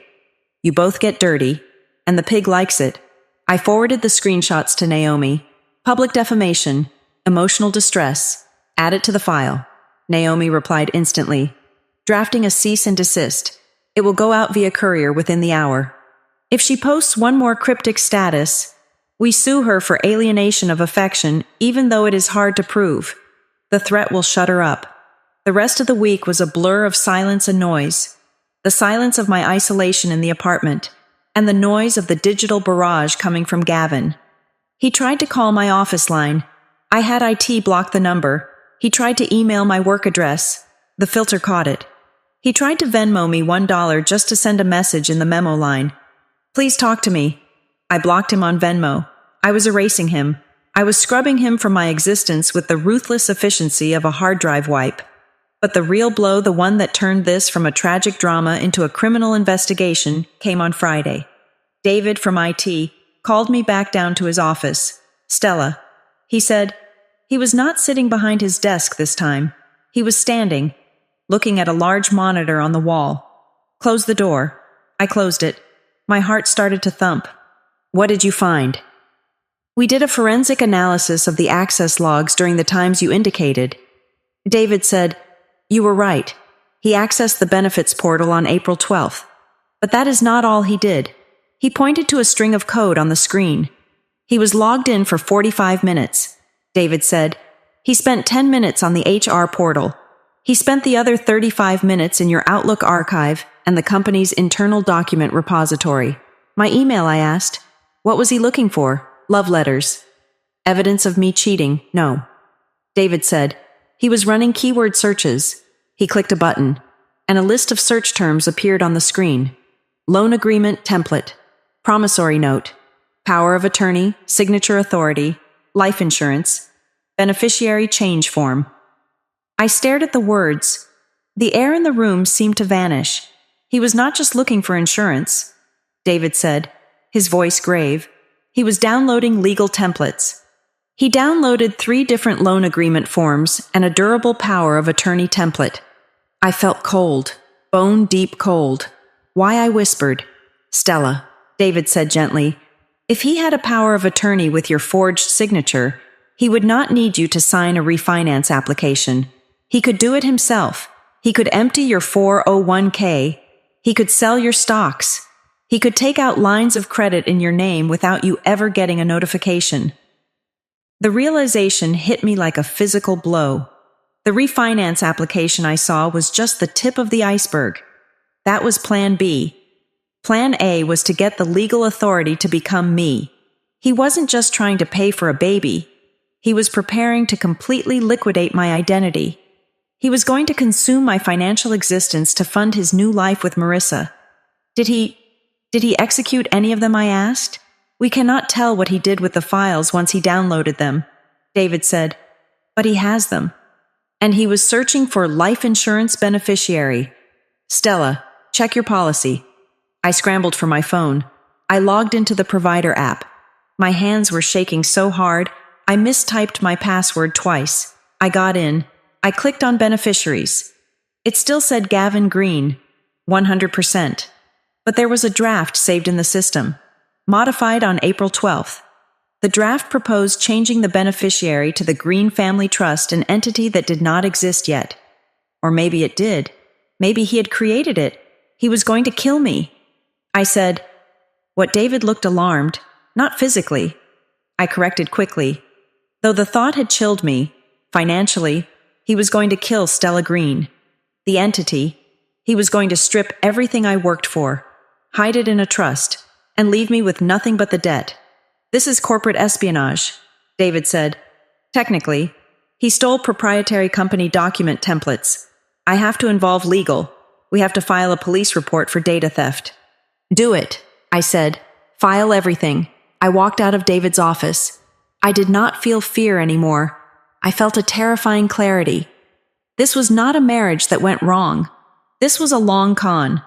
Gavin had not just fallen in love with my sister. He had identified a mark. He had seen a wealthy, busy woman and a naive, pliable sister, and he had decided to play us both. I pulled out my burner phone. I texted Naomi. It is worse than we thought. He stole legal documents from my firm. He was researching power of attorney and life insurance changes. This is not just fraud. It is predation, Naomi replied instantly. Do not leave the secure apartment. I am calling the district attorney. We are upgrading the complaint. We are not just going for divorce anymore. Stella, we are going for an indictment. I looked out the window at the Charleston skyline. Somewhere out there, Gavin was probably sitting in my house, texting me that I was breaking up the family. He had no idea. I wasn't breaking up the family. I was dismantling a criminal enterprise. And I was just getting started. The revelation that my marriage was a lie had been a blunt force trauma, but the revelation that came on Tuesday morning was a surgical incision, precise and fatal. I was back in Naomi's office. The air conditioning was humming, a low drone that usually soothed me, but today it felt like the countdown of a timer. Naomi had a file open in front of her. It was the full application packet for the refinance loan that Gavin had attempted to push through. The lender, spooked by the fraud alert we had triggered, had handed over the entire digital paper trail to avoid liability. "We knew Gavin was the applicant," Naomi said, her voice devoid of inflection. "We knew he forged your email to create a digital signature pathway. But a cash-out refinance of $150,000 on a property with your specific equity profile usually requires a secondary guarantee. Especially given Gavin's credit history, he has a 620 score. No predatory lender gives that kind of cash without a safety net." "So he used a shark?" I asked. "A hard money lender." "No," Naomi said. "He used a cosigner, a guarantor who put his own creditworthiness on the line to assure the bank that the loan would be repaid if you, the primary borrower, defaulted." She slid a piece of paper across the mahogany desk. It was a printout of the loan's signatory page. Primary borrower, Stella Green forged. Co-borrower, Gavin Green. Guarantor, Robert Green. I stared at the name. The letters seemed to swim before my eyes. Robert Green, my father, the man who had stood at the head of the table 3 nights ago and toasted to loyalty. The man who had preached about the sanctity of the family unit. The man who had looked me in the eye and told me to stick together. He was not just a bystander to the betrayal. He was the financier. "My father," I whispered. The words felt like broken glass in my mouth. "My father signed off on this." "He did more than sign off," Naomi said. Flipping to the next page, "He provided his tax returns. He provided his bank statements. This was not a quick signature on a napkin. Stella, this was a full financial disclosure. Your father spent hours gathering these documents. He knew exactly what this loan was for. He knew it was being taken out against your house, without your knowledge." I felt a wave of nausea so violent I had to grip the edge of the desk to keep from sliding out of my chair. It all made sense. The lack of surprise at the dinner. The pressure to not make it about money. The insistence that we all work it out. They were not protecting Gavin's feelings. They were protecting their own investment. My parents had looked at the situation their golden child daughter with the assets, and their screw-up daughter with the baby and the broke boyfriend, and they had made a business decision. They decided to redistribute the wealth. They decided that since I had plenty, and Marissa had nothing, it was only fair to siphon equity from my house to build a foundation for their new grandchild. They had socialized the risk and privatized the gain, and I was the bank they were robbing. "There is more," Naomi said gently. She knew she was dismantling my world.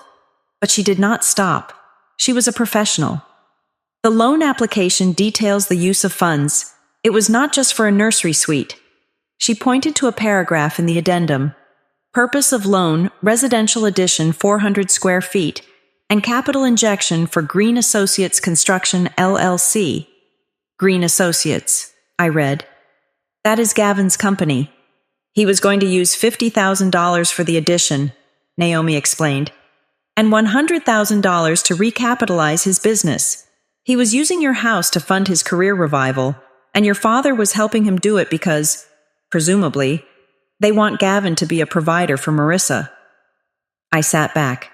The silence in the room was deafening. They had stripped me of my humanity. To them. I was not a daughter or a wife. I was an asset class.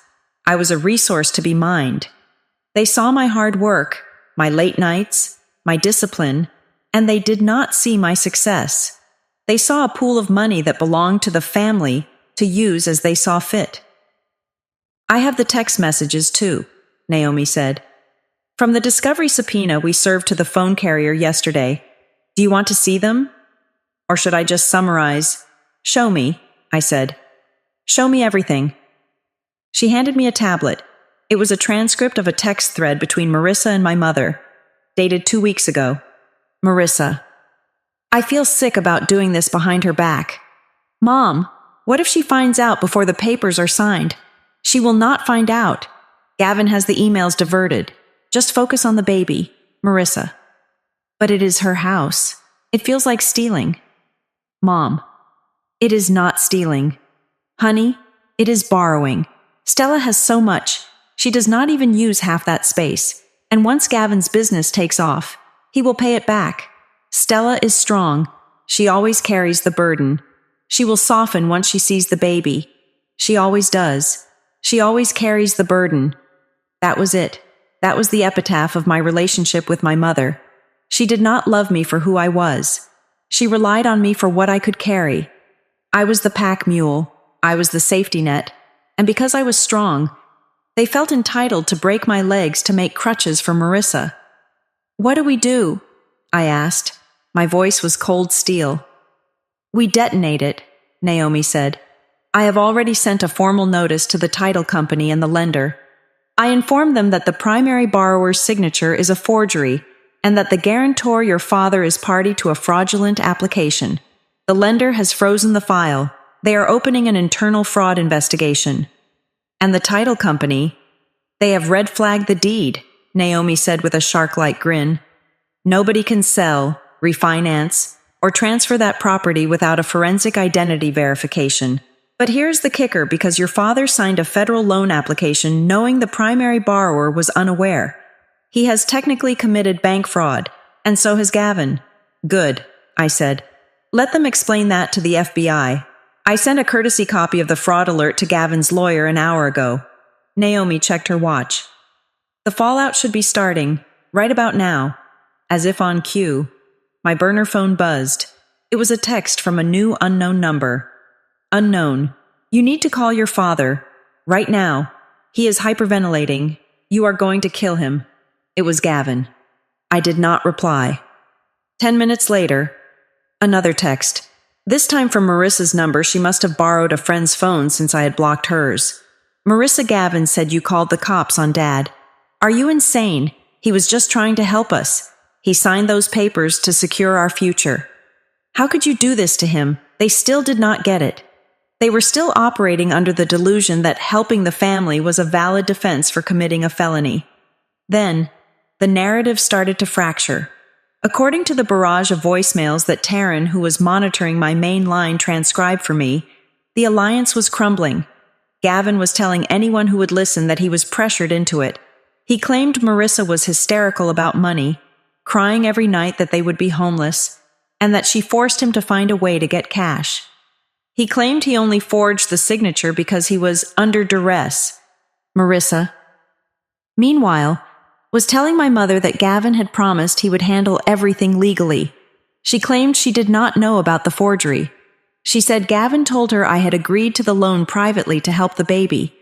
They were rats on a sinking ship, climbing over each other to keep their heads above water. But the most satisfying and heartbreaking turn came from my parents. My father did not call to yell. He did not call to preach about sticking together. He sent an email to Naomi.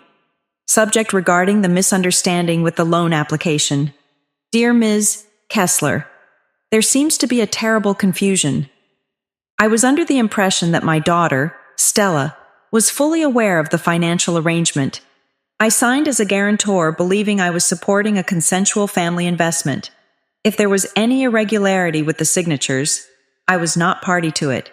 Please, can we pause the fraud investigation? I am a respected member of this community. A federal inquiry would destroy my reputation. I am willing to withdraw my guarantee immediately. Please ask Stella to call me. We can settle this privately. He was begging. The patriarch, the moral authority, was reduced to pleading with a divorce lawyer to save his reputation. He threw Gavin under the bus instantly. I was under the impression, claiming ignorance to save his own skin. I read the email and felt nothing. No pity, no anger, just a profound emptiness. He did not care that he had betrayed me. He only cared that he had been caught. Do not respond, I told Naomi. Let him sweat. Let him wonder if the agents are coming to his door. I will hold the line, Naomi promised. I left the office and went back to the secure apartment. I needed to sleep. I felt like I had been awake for 100 years, but the universe was not done with me yet. Around 4 in the afternoon, my burner phone rang. I stared at it. It was a local number, but not one I recognized. It wasn't a blocked ID, which meant it likely wasn't Gavin or my family. I answered. "This is Stella." "Hello, Mrs. Green?" a cheerful voice asked.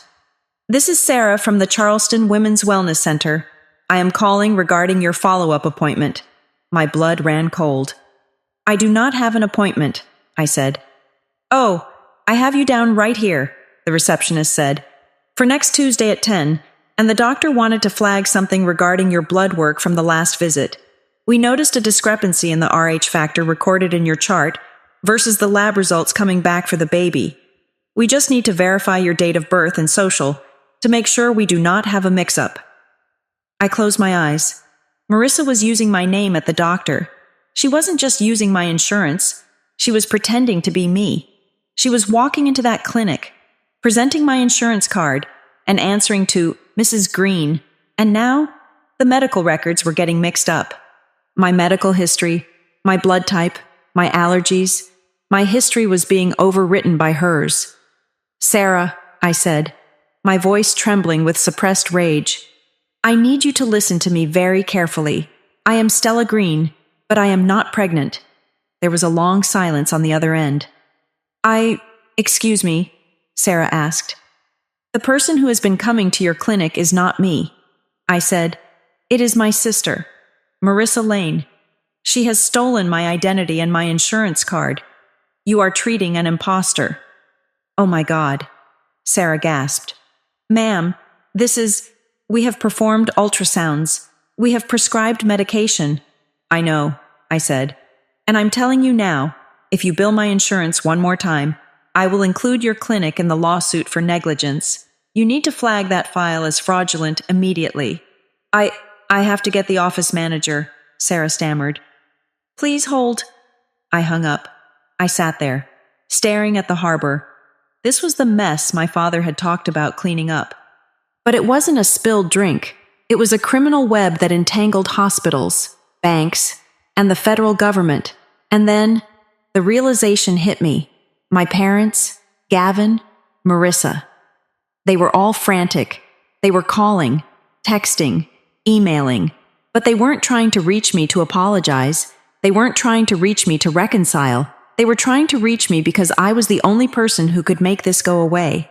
If I signed a piece of paper saying I had authorized the loan, my father would be safe from fraud charges. If I signed a piece of paper saying I allowed Marissa to use my insurance, Gavin wouldn't go to jail for identity theft. If I softened, if I carried the burden one last time, they would all be saved. They were not looking for Stella the daughter or Stella the wife. They were looking for Stella the fixer. They needed my signature to retroactively legalize their crimes. I walked to the window and pressed my hand against the cool glass. "No," I whispered to the empty room. I was done fixing. I was done caring. I picked up the phone and texted Naomi one last instruction for the day. "Naomi, regarding my father's request to pause the investigation, denied. Proceed with the fraud report and add the clinic to the witness list. They just confirmed Marissa has been impersonating me for medical treatment. Let it all burn." I turned away from the window. The sun was setting, casting long shadows across the room. I was alone, but I was not lonely. For the first time, I understood the power of being the one who refused to stick together when the glue was made of lies. The legal dissolution of my marriage was not a battle, it was an autopsy. Thanks to the ironclad prenuptial agreement and the mountain of evidence I had compiled. The divorce proceedings were swift and brutal. We did not even make it to a trial. We sat in a mediation room with a long oak table separating my future from my past. I sat on one side with Naomi and Taryn. Gavin sat on the other with a court-appointed lawyer who looked like he wanted to be anywhere else on earth. Naomi laid out the facts. She did not raise her voice.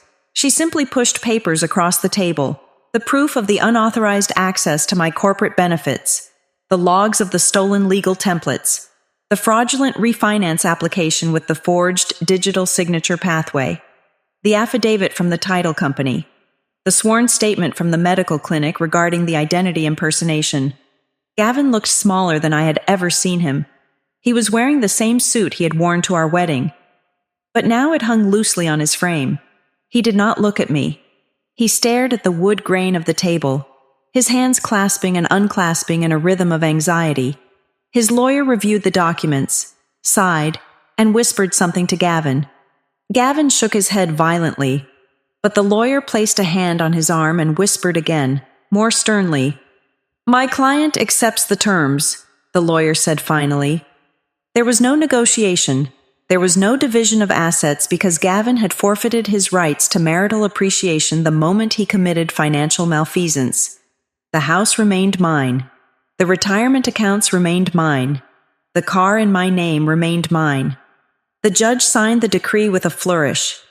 In the eyes of the state of South Carolina, the union of Stella and Gavin Green was dissolved. But the civil court was just the beginning of his problems.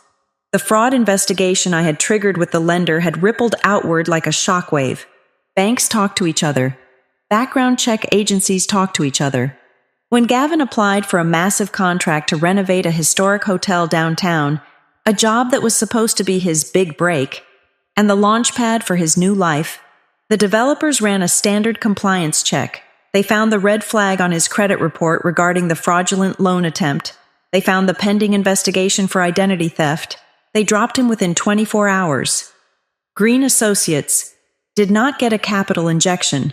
It got a reputation for dishonesty. In a town like Charleston, where your word is your bond, Gavin became radioactive. He lost his subcontractors. He lost his line of credit at the lumber yard. The business he had tried to save by stealing my equity collapsed under the weight of his own deceit. I watched it happen from a distance, not with glee, but with the detached interest of someone watching a controlled demolition. 3 months after the divorce was finalized, Marissa gave birth. I heard about it through the grapevine, of course. I had blocked their numbers, but information has a way of leaking. She had a healthy baby boy. I imagined the scene at the hospital. My mother and father cooing over the bassinet, Gavin trying to smile for the camera, terrified about how he was going to pay the hospital bill without my insurance. It should have been a joyous occasion. It should have been a moment of triumph for them. They had their legacy. They had their grandchild. But there were no grand announcements in the newspaper. There was no parade of social media posts bragging about the Green family heir. The silence was deafening. They knew that everyone in town knew the truth. They knew that looking at that innocent baby meant acknowledging the wreckage they had created to bring him into the world. The shame was not loud, but it was heavy. It sat on them like a wet blanket. They had stuck together. Yes, but they were stuck together in a house of cards that had fallen down. A week after the birth, a letter arrived at my office. It had bypassed the digital blocks because it was physical mail, hand-delivered by my father. I opened it in the safety of my new office. I had been promoted. By the way, my handling of the security breach had impressed the partners. I was now the director of risk management. The letter was short. Stella, the baby is beautiful. He has your grandfather's eyes. We miss you. The family feels broken without you. We know mistakes were made. We know we hurt you, but you are our daughter. Tell us what you want. Name your terms. Do you want a formal apology? Do you want us to pay back the legal fees? Tell us what you need to come home. I stared at the paper. Tell us what you want. Even now, after everything. They viewed love as a transaction. They thought my absence was a negotiation tactic. They thought I was holding out for a better deal. They truly believed that there was a price point at which I would swallow my dignity and return to the fold to support them. They missed me. But not because they loved me. They missed me because the load was too heavy to carry without the pack mule. I picked up my phone. I unblocked them for exactly 10 minutes. I created a group chat. Mom, Dad, Gavin, Marissa. I typed out the message I had been writing in my head for a year. I read it over. I checked the grammar. I checked the tone. It was perfect. You ask what I want. I want you to understand that I am not a resource you can deplete and then refill. You talk about sticking together as if it is a virtue, but you stuck together in a lie. You stuck together in theft. You stuck together in betrayal. So, keep doing it. Stick together. Lean on each other. But do not look for me. I am not your safety net anymore. And one day, when that little boy is old enough to ask why his aunt never visits, do not lie to him. Do not tell him I was cold. Do not tell him I was busy. Tell him the truth. Tell him that you chose to betray the person who held you up. And then you dared to call it family love. I hit send. I watched the status change to delivered. Then I blocked them. Every single one of them. Phone numbers, email addresses, social media profiles. I called my carrier and had their numbers permanently blacklisted. I closed the door. I welded it shut. But there was one final piece of business. Naomi called me into her office the day before I was scheduled to leave Charleston. "There is one last thing," Naomi said. She reached into her drawer and pulled out a manila envelope. "We found this during the discovery phase on Gavin's laptop. It was in a folder labeled Contingency." I took the envelope. Inside was a legal document. It was drafted 2 days before the anniversary party. It was an indemnification and hold harmless agreement. I read the legal jargon. It was a document that, had I signed it, would have made me personally liable for the business debts of Green Associates. It stated that I, Stella Green, agreed to use my personal assets to cover any default on the refinance loan Gavin was trying to secure. Naomi pointed to the date. "He drafted this before he even told you about the baby," Naomi said. "His plan was to ambush you. He was going to announce the pregnancy, get your parents to pressure you about sticking together, and then slide this across the table. He was going to guilt you into signing it under the guise of helping the family. He knew the loan was risky. He knew he might default, and he wanted to make sure that if the ship went down, you were chained to the hull." I stared at the document. This was the smoking gun. This was the proof that there was never any love left. He wasn't just a man who made a mistake and got another woman pregnant. He was a predator who had meticulously planned to entrap me in financial ruin to save himself. He had prepared a trap. I looked at the signature line. It was blank. I picked up a pen from Naomi's desk. "What are you doing?" Naomi asked. "Closing the file," I said. I did not sign the indemnification agreement. Instead, I pulled out the affidavit of prosecution that the district attorney had sent over regarding the identity theft charges. I signed my name, Stella Green. I pushed it across the desk to Naomi. "File it," I said. "Send him to prison." I signed the warrant for his arrest instead of the deed to my life. 2 weeks later, I was in Seattle. I had sold the house in Charleston. It sold in 3 days to a nice couple from Ohio who knew nothing of the ghosts in the walls. I took the profit, every single cent of the equity my family had tried to steal, and I moved as far away as I could without leaving the continent. My new apartment was small. It was nothing like the sprawling suburban home I had maintained for Gavin. It was a loft in a high-rise, with floor-to-ceiling windows that looked out over Puget Sound. It was raining, a steady gray drizzle that washed over the city. I sat in a chair by the window, holding a cup of tea. My phone was on the table. It was quiet. No frantic texts, no demands for money, no guilt trips about family loyalty. I had started seeing a therapist named Dr. Aris. In our first session, I told her I was afraid I had become bitter. I told her I was afraid that by cutting them off, I had become the cold, unfeeling woman they accused me of being. Dr. Aris had looked at me and said something I would never forget. "Stella," she said, "you did not cut them off to punish them. You cut them off to save yourself. Gangrene is part of the body, but you still amputate it to survive. That is not cruelty. That is medicine." I took a sip of tea. I looked at the gray water churning in the sound. I was 35 years old. I was divorced. I was alone in a new city. But for the first time in my life, I wasn't carrying anyone.